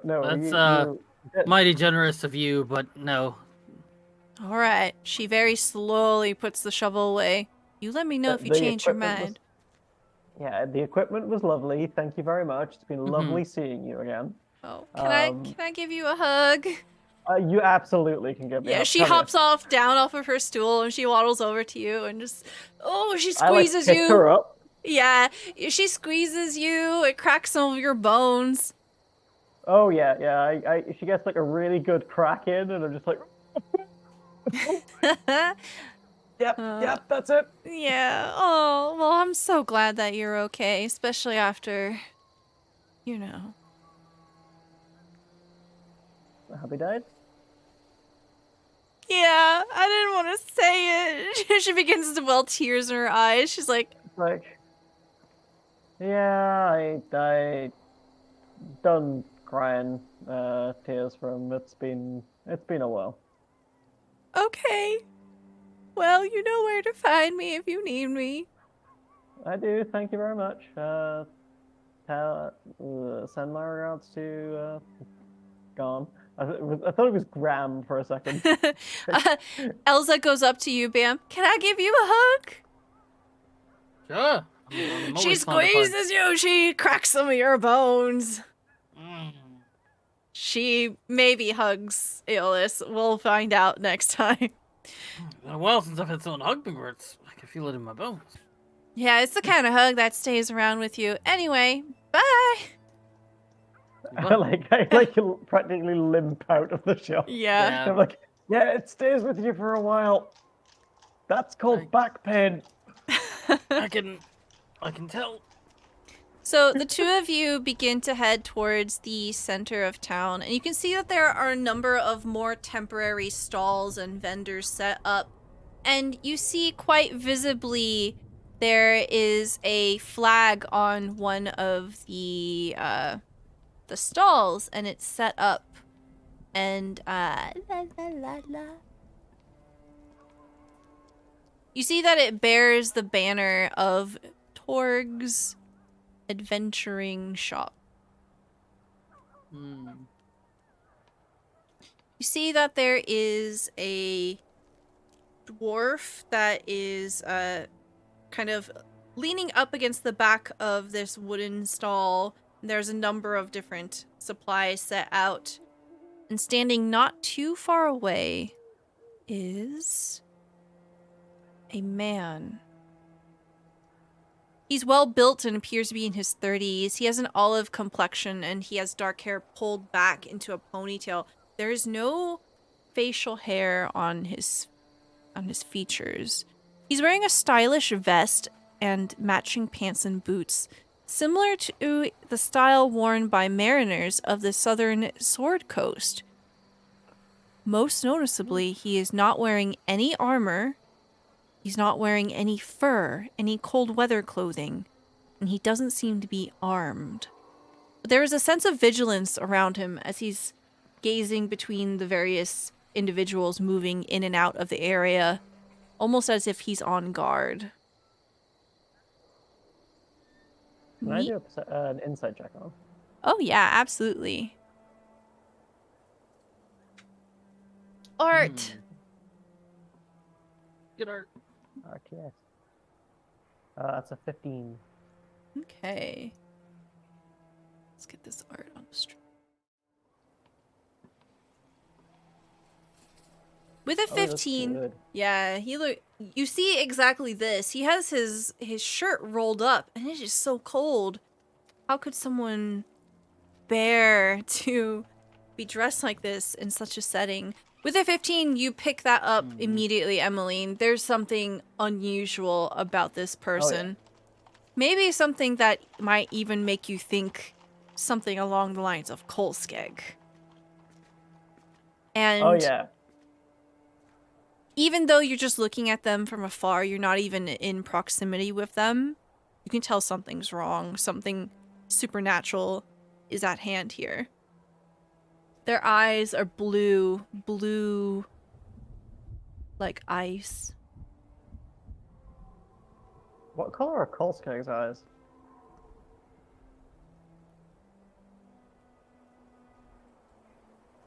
I don't remember. Everyone looks over to James. Yeah. They are also ice blue. Aha. Hmm. I'm definitely thinking, I wonder where this guy got that from, and I wonder where Kolskeg got that from. Huh. So the two of you are kind of observing this individual from a distance. He doesn't seem to have noticed you yet. I'm going to shadow this guy, look over at Bam, and just be like, maybe ask around and see if you see if anyone can point you towards septic caltrops and see what he does. Okay. So Bam will go forward to the first person he sees and ask that question and introduce himself. Say hello. Okay. You see an elven woman that's kind of bundled up, leaning against a stall that's selling potatoes. And she says, "Hello. Do you want Hello. some potatoes?" I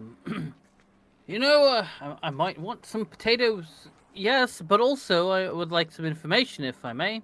Okay, buy the potatoes first. I only sell them by the sack. 10 silver much for a is- sack.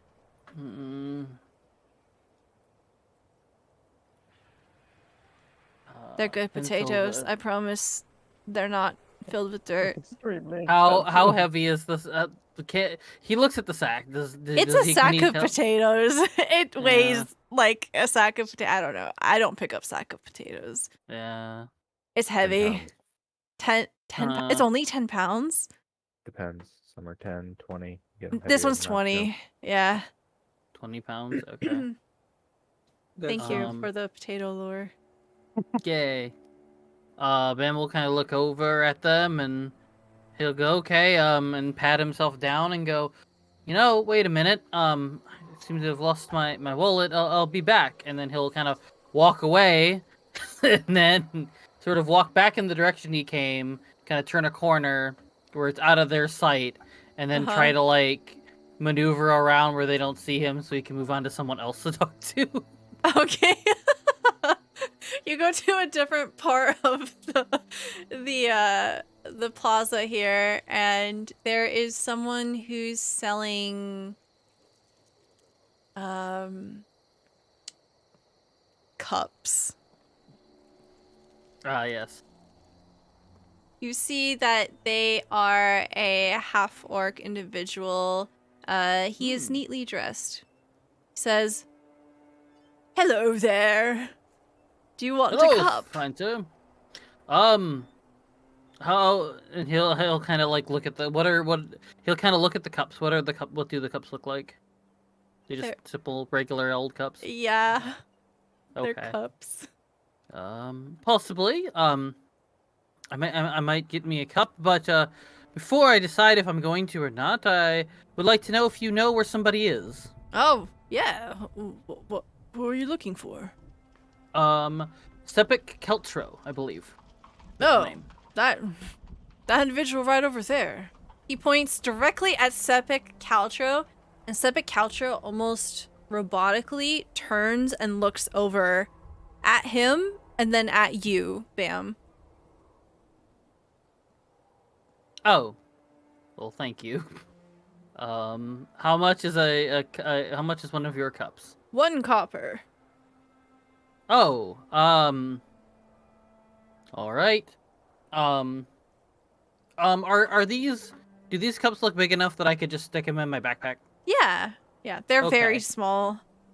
Okay, I'll take. Because I could do a copper. I'll take 1 for each member of the group. Oh, okay. You put Aw. This is a 6 little cups. souvenir. Excellent. Thank you so much for your directions, and I hope that you sell way more of these cups. Thank you. I made them myself. Have a nice day. Yeah, I don't Yeah. intend to approach Sefik while he's doing this. Okay. I'm So just what gonna are you shadow him. doing as you see Sepik hasn't moved at all. He is standing directly next to Torga, has his arms crossed over his chest, and he's just watching Bam now.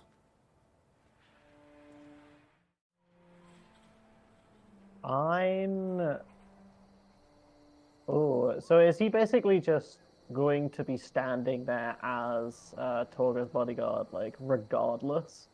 Completely Yes. unfazed by the cold, being his usual, like, icy self. You definitely get that impression. He is not leaving her side. I think if he's going to be, like, looking at Bam, I'm going to, like, probably, like, break line of sight and go and, like, wait somewhere else. So if Bam actually, like, catches up with me, he doesn't see me, Yeah. and absolutely. wait for night to fall. Okay. Yeah. So the two of you break away from the plaza. Emmeline unseen. Bam. Eventually, he looks away from you as he realizes that you're not coming closer. You're not actually engaging with him. And as the two of you trail off, we will pan over to the others.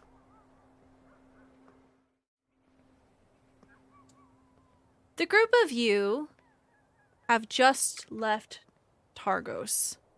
Mhm. What do we see as we are leaving the town behind? I believe we'll have somehow acquired a sled for Blueberry to pool. How much would a sled have cost? So I do think that we have a sled already, if I'm Yeah, not We mistaken. do, yes. Yeah. Yeah. Oh, Nice okay. one. That's right.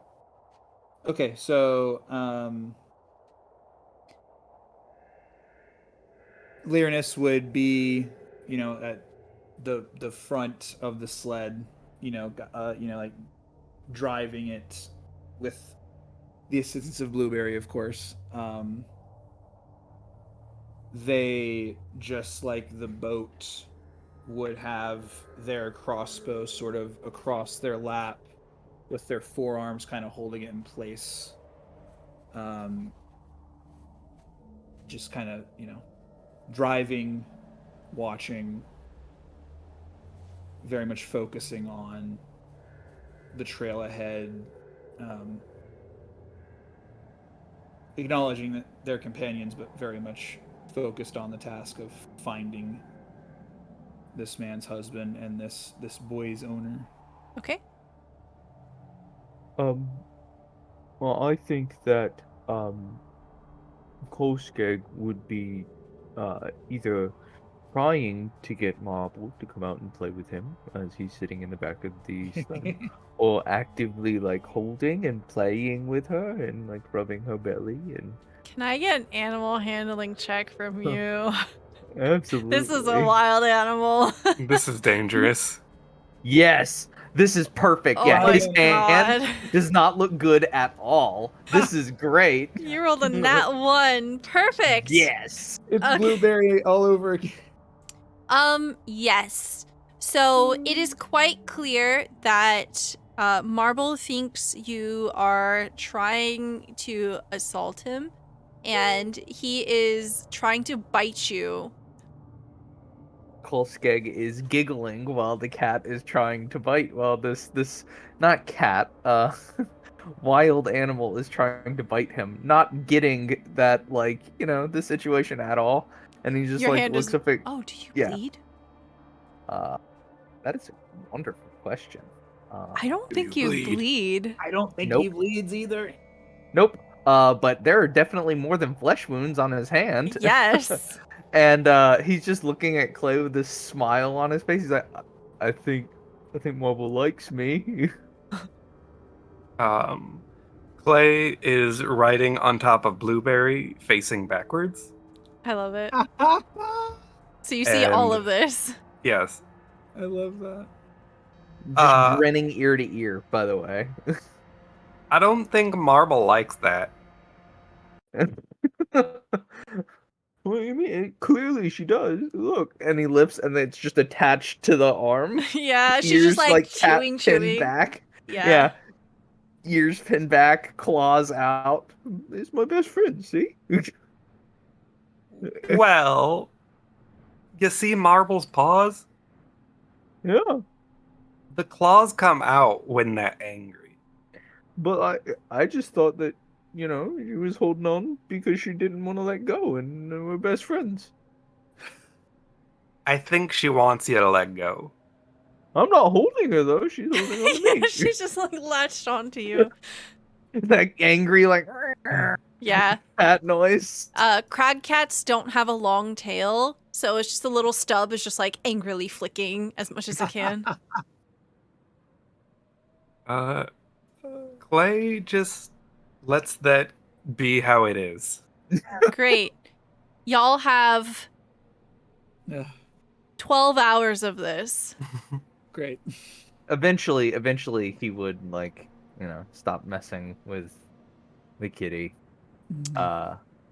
And start paying more attention to the surroundings, being while he doesn't remember a lot of his past, he does it's almost an instinctual kind of stepping back into something. Mhm.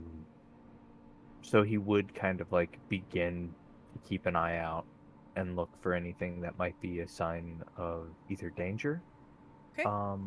or to basically try to help Lyranus keep us on track. Okay. Go ahead and roll me a perception check. And can I get a d20 roll from Clay? Roll Would be a 22 on perception. Okay. Very good. 16. Oh, this is fun. Okay, so with a 22 perception Kolskeg, you definitely have a keen eye on the horizon in all directions. There is no storm, so you can see very far. The landscape is bleak. You are able to tell that you are headed in the right direction, but it would be so easy to get lost here, especially because you're heading straight for Kelvin's cairn and you're not really taking a path, so to speak. You do see in the distance, we'll say that it's not directly ahead of you, so you have to veer a little bit off course if you want to engage. But you see what looks like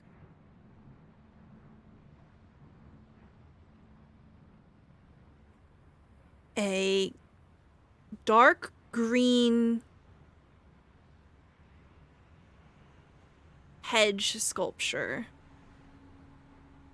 just sort of standing in the snow. Make a general check to see. With the 22, it looks like a moose, but it's impossibly green. Well, let's see if Kolskeg There's no makes green decisions things or here. not. He does not. So Kolskeg Minus sees this in the distance. It kind of looks and then kind of taps Ernest on his shoulder and points to draw his attention to it as well. Off in the distance. Do you see am I able to see it, or do I need Kolskeg to describe it? No. As soon as Kolskeg points, you see it as well. Okay. Did you see that? Yes. Do you know what it is? It looks like a moose. A green moose. Never seen a green moose before.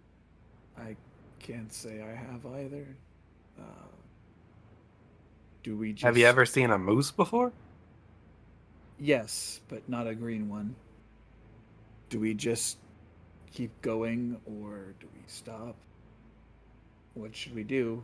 There's a man potentially in danger. Kolskeg pulls out a copper, flips it.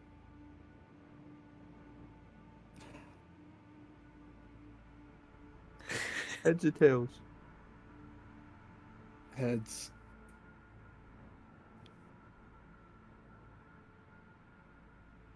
That's 2 out of 3. It's not Flips it one too more- far away. Like, it Yeah. wouldn't be like hours of diversion. Sure. Okay. I like exploring. We can maybe go and look at it. All right. I'm just supposed to be on the safe side. And Laernus will get up from the sled and reattach the crossbow on their back between where they have their shield and sword harnessed, and sort of start walking very slowly toward the shrub moose thing. Okay. Cool. Laernus is making his way slowly, kind of cautiously. The Yeah. same cannot be said for Kolskeg. Who joyfully kind of hops over the edge of the sled and just makes a beeline straight for it, and not really being cautious at all. What is Clay doing? How far away is this? We'll say that it's about 40 feet away. Clay's gonna stay with Blueberry and the rest of the animals. Okay, good. Okay, fantastic. So as the two of you are heading towards this thing, Kolskeg first, it begins to move, and Kolskeg, as you're going pretty quickly towards it, you realize that it's not a hedge, it's actually a green moose. It's a dark green moose, and its head veers over towards you, and it says, "Oh, good heavens! What are you?" Well, I'm a Kolskeg. What are you? "I am me." "And who? What are you?" And they look over at Laernus. I am flabbergasted. "Flabbergasted and You Kolskeg." can also call me Laernus. "Flabbergasted, cool. Laernus and Kolskeg." Yes. Yeah. What are you doing all the way out here alone? "I am awake. I don't know." And- I'm awake too. Laernus, I think it's quite clear here that this beast has been awakened in very much the same or similar way as Pearl, the plesiosaurus, Okay. which would be a pretty good explanation of why they are very confused. Okay. Do you remember anything? Were you with a herd? Were you looking for food? What do you remember? I remember waking. There was a man. They spoke to me, but I did not understand. But you understand us now. Now I speak your language. Now I hear you. And you hear me. No?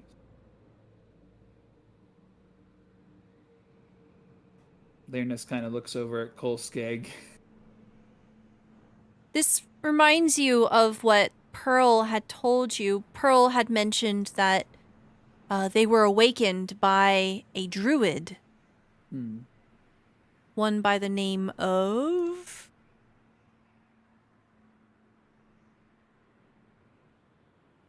Get a name? something. Yes, you did get a name. Hold on, let me try to find it. The But name yes, was Drew. a person. Yes, they used magic on me. Do you remember the color of their attire, their coat, their fur, if you will? Yes, they wore many furs, like you, Kolskeg. Oh. What else did they look like? Did they have pointy ears? Or did they have a big beard? Were they tall, short? Not like either of you. Oh, okay. Were they nice, or were they a little mean, or scary? I am uncertain. They performed magic on me and left, and I had many questions. It has been an adjustment. Well, I could understand why. You were asleep, and then they woke you up with magic. Yes. What am I Yeah. supposed to do? Well, that's hard to say. I was asleep once, and I got woken up by something too, and I don't remember much. But I decided to help my friends, like Leonis, and points back towards Clay on, Play waves. and helping them has helped me. So maybe you need to help people. Help people. Yeah. People like you. Mm. Yeah, actually, we're going to help someone right now. He's lost on a mountain. Lost. Yeah. I, too, am lost. Maybe by helping, you can find, your way. Help you? Help us help them. Help them. Yes, I will help. Oh, What side, like, how would you say we're positioned right now? They... Kolskeg, like, what? Oh, yeah. I think the way that I imagine is you two are kind of standing next to each other, and Yeah. then opposite of you is this moose. Yeah. Bruce. well, When yeah. when the moose says, "I too am lost," Kolskeg can see a glimmer similar to the one that happened when Pearl said, "I become a stupid beast again."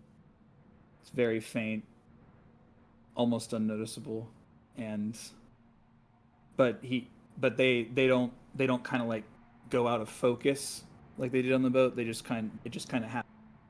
You might notice it. It's very brief. Oh, um, you do you have a name? Flabbergasted. Looks over at Learnus. If that's what you want your name to be, we can call you that. How does one choose a name? Most names. Oh, you are asking me. What is the thing that brings you the happiest memory? Flowers. Oh, well, why not be called flowers? I'm trying to think of a green flower. I know a flower that's really pretty. Emmy told me about it once when we were traveling. It's called a pine cone. Pine cone. That is my name. Yeah, Pine pine cone. cone. There we go. Well met, Pinecone. I The help. prettiest of all flowers. You see the moose lift up its head, proudly bearing its wide antlers. Oh, and just some advice, Pinecone. I would let the people come out to you to help them. Do not wander into the large places. Yes, I will wait.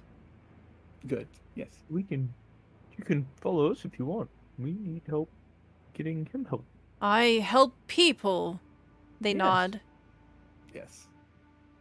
They begin to approach, walking gently past you. A moose is a terrifying giant beast. It is very big. They are much heavier and heftier than horses. It comes up towards the sled. It could totally smash this thing to bits easily. You see Blueberry getting a little agitated, uncertain because of this massive beast, but because it's approaching slow enough, it doesn't bolt off or anything. Pinecone looks down at you, Clay. Clay looks up. Help you. Hey. Thank you. Yes. I'm Clay. Flabbergasted. I am Pinecone. Well, I'm sorry you're confused. Yes. Many questions. Well, any you want to ask, I'm happy to help with. What is that? Looking at Marbles. Who are you? It says to Marbles. Scale of 1 to 10. How scared is Marble right now? Let's see. 1d10. Marbles is curious. Okay. Clay will hop down and gently scoop up Marble and hold them out slightly. This here's part of my family. This is Marble. The big moose snout comes down and snuffs, sniffing at Marbles. Marbles goes, meow. Oh, I just scared the shit out of my cat. Oops. Marble can't talk like you. Ah, sleeping. Not Yes. yet awake. I guess not. Pinecone, have you met anyone else that is any other creature that is awake like you? No, Hmm. I have been alone. Well, you're not alone anymore. You've got us. Yeah. We can be your friends. Friends. Yeah, friends. Friends. Yes. Help you. Yeah. Maybe We you can make more also be friends. family. What? Yeah. Family. Okay. I think we just made another friend. We did. We're just collecting a bunch of animals. Yes. I'm not the biggest I one in the want. group anymore. Nope. Nope, you're not the biggest one in the group anymore. Clay goes around introducing all the animals. Fantastic. And we'll say that the group of you begin to make your way, continuing on. You've still got like 8 hours to go. It's just answering questions as best we can. Yeah. What is soup? As the questions just get like deeper and more complex. as Yeah. it's just like, well, the meaning of life is What With is all- your purpose? With all the questions it has, I think Clay would try to tell a story. Oh, yeah. Yeah. You know, you seem like you don't really know where you're going. No. You see, before I was let out on my own, my daddy made me go around town and help everybody. He said that there were that there were important lessons you could learn, no matter who you help, and each one would be different.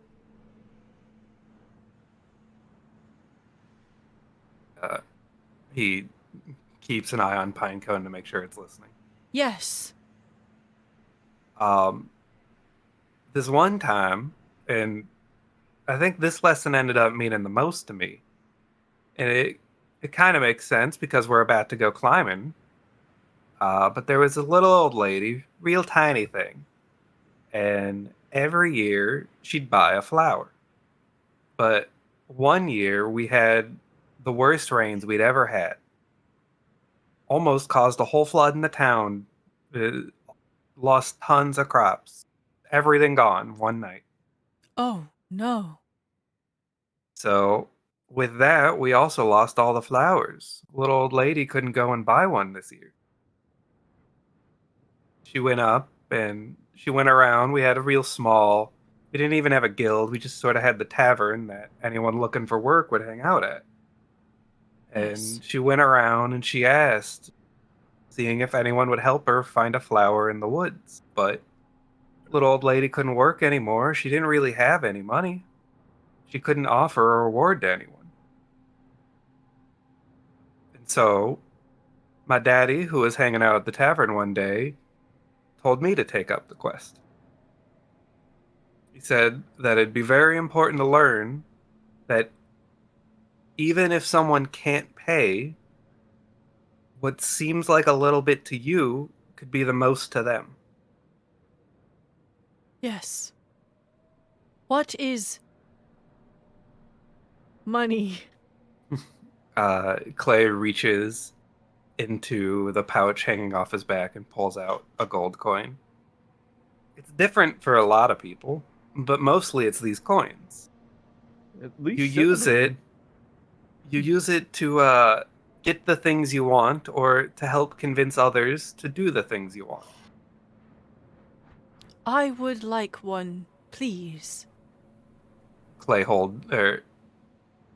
thinks for a moment before taking one of his empty pouches, tying a rope around it, and making a sort of necklace and putting the coin in it for them. Yes. There you go. You got money now. Now I can help. A little for me, but much for someone else. Clay nods. Yes. So, the little old lady told me that when she was younger, she used to go all throughout the woods. And her husband had found this hidden garden, this flower patch they never told no one about.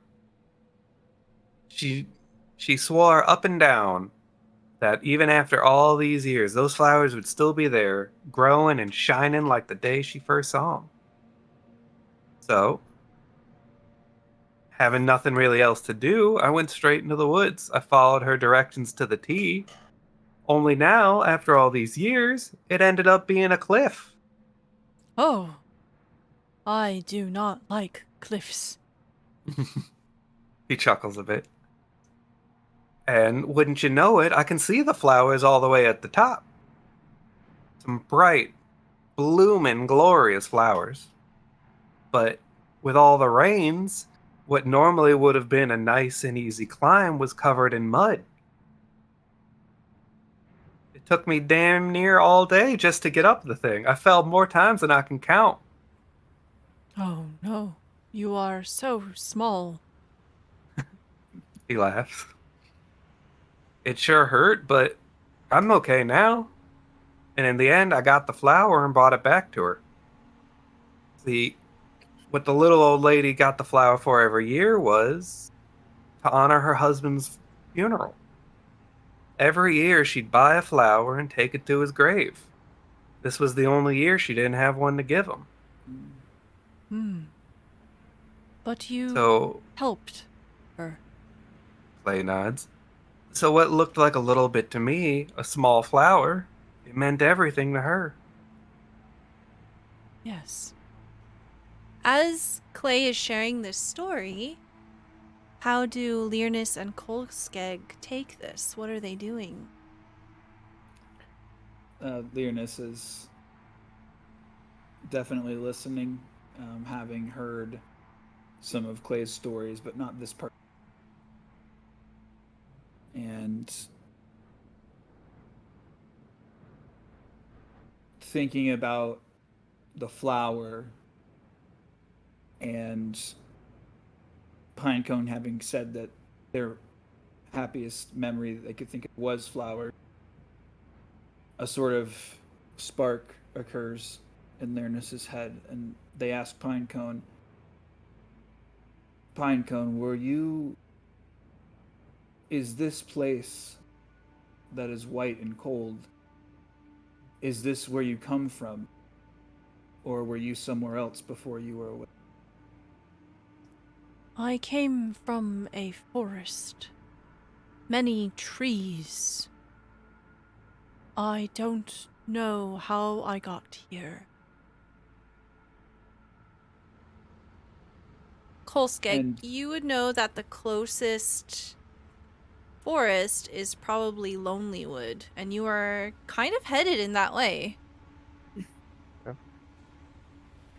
Um, Talking about the forest and trees kind of like brings Kolskeg back, but before that, he had been kind of quiet.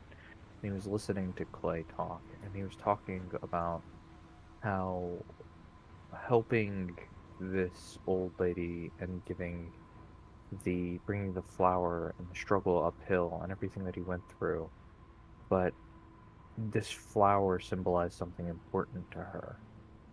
And Marin is bringing up the flowers being Pinecone's favorite thing, her happiest memory. Kolskeg hears something in the back of his mind. It's a child's laugh, and he feels these arms kind of like picking him up as someone is talking to him, this masculine voice telling him that they have to get home with the hunt from this hunt that they had been on. That, you know, his father was waiting to make dinner. And as the trees are brought up and he's kind of drawn back, he blinks, kind of coming back to this moment. Trees and flowers and happiness. There is, there is woods near here. Not far. Help you. Perhaps then you help me find home.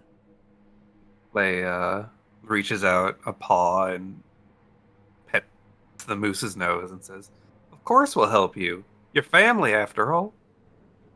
Home. Yeah. We can help you get home. That's important, after all.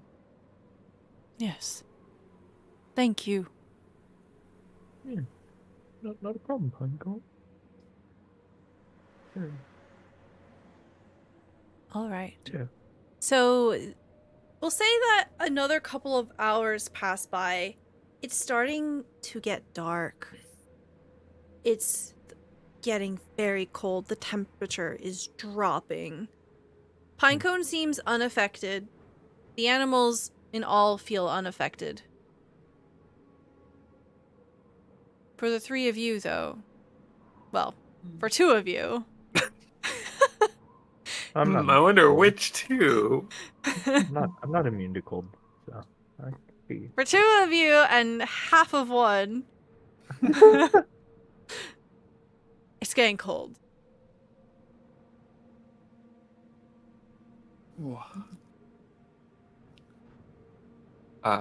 Clay is going to cuddle Marble for warmth.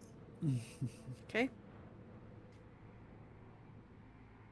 For Kolskeg and Learnus, you would know that you have two options here. You can push through the night, or you can set up camp and try to gather some warmth. You know that pushing through the night could be dangerous because you don't know how cold it's going to get.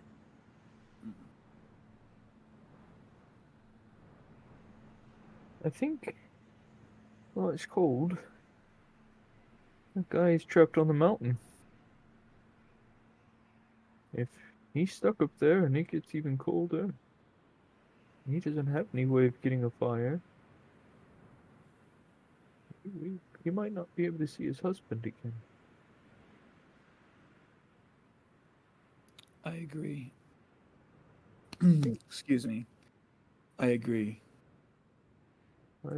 I think we should push. push We should through. push forward. Okay. Yeah. Can I get Constitution saving throws from both of you? And Clay, can I get a Constitution saving throw at advantage from you? Oh Okay. God. DC got a is 6. 10. Okay. 22, baby. Fur and an animal fur. Let's go. Clay is fine. Kolskeg, got- 6. Lyrinus, 8. Let me see. Do we have cold? No, we do not have cold weather clothing. Ooh. You do, in this campaign, you do start with a set of cold Oh. weather clothes. Okay, cool. Um, Okay, Yeah, sorry. we all have winter clothes. Yeah. So that allows you to roll this at normal, because you have Okay. those on. All right. Cool. Failing the roll, both Kolskeg and Lyrinus suffer 1 level of exhaustion here. As the Okay. cold begins to build up. Oh, just kidding. I read the rest of the paragraph. You're fine. Just kidding. You're both dead. No, you're both fine. Okay. You realize how extremely smart it is to wear cold weather clothing in a place like this. You're fine. I can. Well, I mean, I'm yep. fine with taking the fail. That's fine with me. Okay. You're tired and cold. You feel regardless, you all feel you're shaken to the bones as you're making your way through the cold here. You push yourselves through, and we will say that you find yourselves making your way through a visible valley. You are getting close to Kelvin's Cairn. You can see the mountain up ahead. The terrain begins to shift as you're approaching. In your approach here, okay, where is it? While we're going through the valley, Clay will be holding out the tracking lantern. Ooh, okay. You don't get a sense of any elementals nearby. As you're making your way through this valley, the weather is still pretty clear, and you can see that there is evidence of activity, tracks that are leading up into tunnels carved into the slopes of this valley. There seem to be a number of different caves that line the cliff faces on either side. You don't see any people right now, but you get the sense that there are people that live here. Clay's going to try an animal handling check to see if Boy recognizes any of these footprints. Okay. 14. You get the sense from looking at Boy that Boy's not interested in these and keeps whining and looking forward past the valley. Well, it seems like there's people here, but it doesn't seem to be the person we're looking for.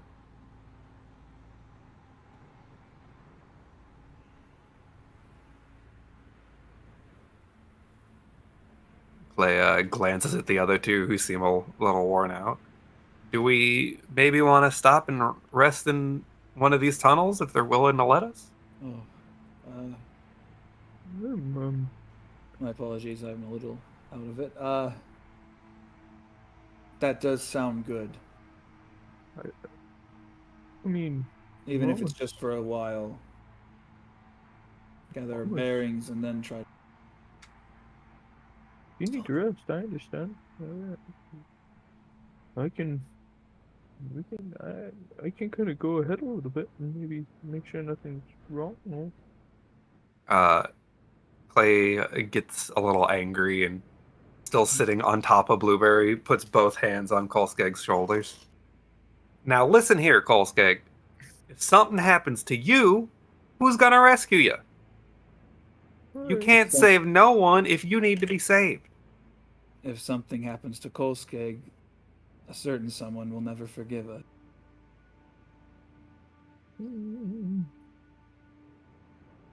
Okay. Kind of like drops his head a little bit. Get talked to by a rabbit less than Yeah. half your size. All right. So as you begin to veer off towards one of these tunnels, you see that there's definitely evidence of people as you get closer. There are a number of crates and visible debris and unlit torches mounted on the walls here. You get the sense that these halls go very, very deep. But you could possibly take up residence in the shallow of one of these if you'd like. They're definitely tunnels and they definitely go somewhere. Clay is gonna look for one of the footprints that seems the freshest. Okay. Roll me a survival check. You can see them for sure. Let's see what you get. 11. Okay, with an 11, they are booted feet, and they are closer to your shoe size than Kolskeg or Lyranus. I go ahead. Finding one that's slightly deeper. Clay's just gonna call out, "Hello? Anyone here?" As you call out, your voice rings. Hello? Hello? Hello? Hello? Anyone here? Here? Here? Here? And nothing but the cold wind answers you. And Lyranus will. Lyranus will look at the things you said were kind of about whatever remnants of that there are. They'd want to sort of look at it and get a sense of who it might have been that was here. okay, go ahead and roll me a survival check. Remember, if you crit fail, you die. That's not true. 15. Okay, looking at the booted feet, you get the sense that they are prints to people that are probably shorter and stockier. So probably dwarves. Okay. Only we had a map with names on it. Dang. Emmeline has the map. I think Aeolus has the map too. Yeah. And our tracker is Emmeline, so it's a good. We split the party perfectly. Yeah. I can kind of help. I believe that there may have been dwarves through here not long ago. Well, we don't want to intrude, so maybe we just set up at the entrance to one? Yeah, just inside, out of the cold bite of the wind. Okay. As we see y'all gathering together and beginning to set up camp, Pinecone hunkers down near the entrance and says, I will watch the night. Rest yourselves. Friends. Family. Sleep. And that is where we're going to end our session. All right. Can't wait to see how many animals we get next session. Thank you so much, everyone. I really, really appreciate it. I hope you enjoyed today's session. It feels really good to play again, that's for sure. We are going to go around and tell you who we are, where you can find us, and what our favorite part of today's episode was. And we will start off with Melly. Hello, I'm Melly, MellyBT, and I'll be the kid on Twitter. I played Emmeline today. I also played Being Very Tired. So yeah, hi, I'm the only Brit in this group. It's so late for me. It's 4 in the morning. But yeah, I thoroughly enjoyed the session. It's great to be back with all of you, and yeah, I love you all. Great. Was there a particular moment or just a nice moment that you enjoyed? Kolskek coming up with a plan. I absolutely loved it. I loved it so much. It I was loved it very so much. good. I was like, it makes no sense for Emily whatsoever to be like, yeah, sure, but Kolskek doing that threw her so hard. Excellent. Thank you so much. Like Well- we split the team so badly. We've got all of the people who know where they're going, taking the well-traveled path, and everybody else going and making their own. Can't end badly. Nope, it's going to be great. Fantastic. Thank you. Goldstig remembers well enough. We'll hop Hey. on over to V. Hello, I'm Vertigo Cross. I'm a Twitch streamer who likes to play a variety of games, something generally different every time. If you ever want to come check out a game you may have or may not have seen before, come hang out. My favorite moment was getting to tell one of Clay's stories for the first time. Yeah. Yeah. Excellent. Thank you. We'll hop on over to Schroeder. Hello, everyone. I am Schroeder. I played Lyrinus. We both use they, them pronouns. My favorite part of today, it's been a while since we got back together, so I liked all of it, but I'm very intrigued and interested in, meeting Pearl and then now Pinecone. And I'm wondering if the P names are going to continue.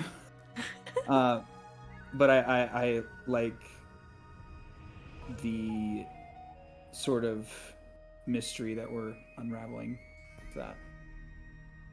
And you can find me at Schroeder0083 on Twitter. I am sort of casually wanting to get more in places like this, whether it's Patreon games or AP in general. I'm interested in any casting calls you might have. Let me know. Absolutely doesn't have to be paid. I'm just trying to learn, kind of grow. Thank you so much. We'll hop on over to Apollyon. Hi, everybody. I am Apollyon. You can call me James if you want, whatever it might be. You can obviously find me on Twitter. I'm also on Start Playing, where I also DM games. I would love to have anyone come and play with me. I routinely run them. I am having a great time playing Kolskeg the Barbarian here. I think my favorite part of tonight's session, there were so many awesome little moments between naming Pinecone after the most beautiful flower of all. That was in my favorite part. Kolskeg's. Yeah, Kolskeg's opinion. The only flower he knows. Yeah, exactly. Or giving Nud a kiss on his hand because he doesn't know really That was like brilliant. That was so good. customs. We're even making a new friend who is a semi-pro ice skater. I think Steve. I think there was plenty of moments that I really enjoyed. Listening to the stories and the characters getting to know one of each other a little bit better is probably my favorite moment of any session now. Yeah. Excellent. Thank you so much. Zombie. Hello, I'm Jacob. I'm Zombie IMZ. I'm whatever the name to call me. I'm the lore keeper and Captain Z of the Good Ship Clip. I probably make too many clips, but that's up to your own discretion. Today I played Bam. My favorite moment of today. Oh man, a lot of the good ones were taken, but yeah, I just Pinecone, everything with Pinecone. I guess finding out. I don't don't know. I also, I guess, for as Bam, he enjoyed kind of getting to know the little dog boy and getting that to bring. So even though that party is somewhat like not have the best navigation, they at least have boy to point them in the direction at least he needs to go or wants to go. So at least there's that. And one would hope with him being a dog that maybe that with him and whoever his owner was traveled around, maybe he knows the safest path. But I guess we'll find out. You can find me here every Wednesday, actually. I always forget to do this, but I remember it this time. Next Wednesday, you can see me on Ghost Saltmarsh play Finn Carson. So if you're not quite sick of me yet, tune in next Wednesday as well. If you, I know it was posted in there somewhere. Yeah, my Twitter, twitter.com/zombiefighter89. If you go there, there's a pinned tweet made by the lovely Lady May. You also go find the Lady May. Just look for the Lady May anywhere on the socials and you'll find her. I do video editing, audio editing, Twitch clips. If that's anything you or you know someone to be interested in, please come into contact with me. I would love to be hired and such. Also, brought this up before, but I'll bring this up again, and I actually remembered to send it this time. Aha! T-shirts. If you want a wizard shirt, or a rogue shirt, or a ranger shirt, or any of those right now are up. I believe things like barbarian and fighter and stuff will be up soon. Go check out, support a friend of the channel and Dungeon Dame as well. And if you're so inclined to talk with any of us on the cast or any other wonderful things that we do here, go on to Stilla's Discord and come join us. Come say hi. Come say hello. We are all very friendly, I swear. Yeah, we do post announcements of when we have games coming up in our Discords. Definitely hop on over there if you want to get into one of these things. I'm still Luna. GeekDice unfortunately was unable to join us this time, but GeekDice will be here next Wednesday for Saltmarsh, and then the Wednesday after that for the next Rime session. I'm Stella Luna. Thank you so much for being here. If you've enjoyed this content, please consider giving us a follow. It's a free way that you can support the channel and get notifications for when we go live. We will be back not next Wednesday, but the Wednesday after at 8 p.m. Eastern Time. Thank you so much, everyone, for being here. Hope you have a wonderful rest of your night. Bye. Stay warm. Bye-bye. Bye.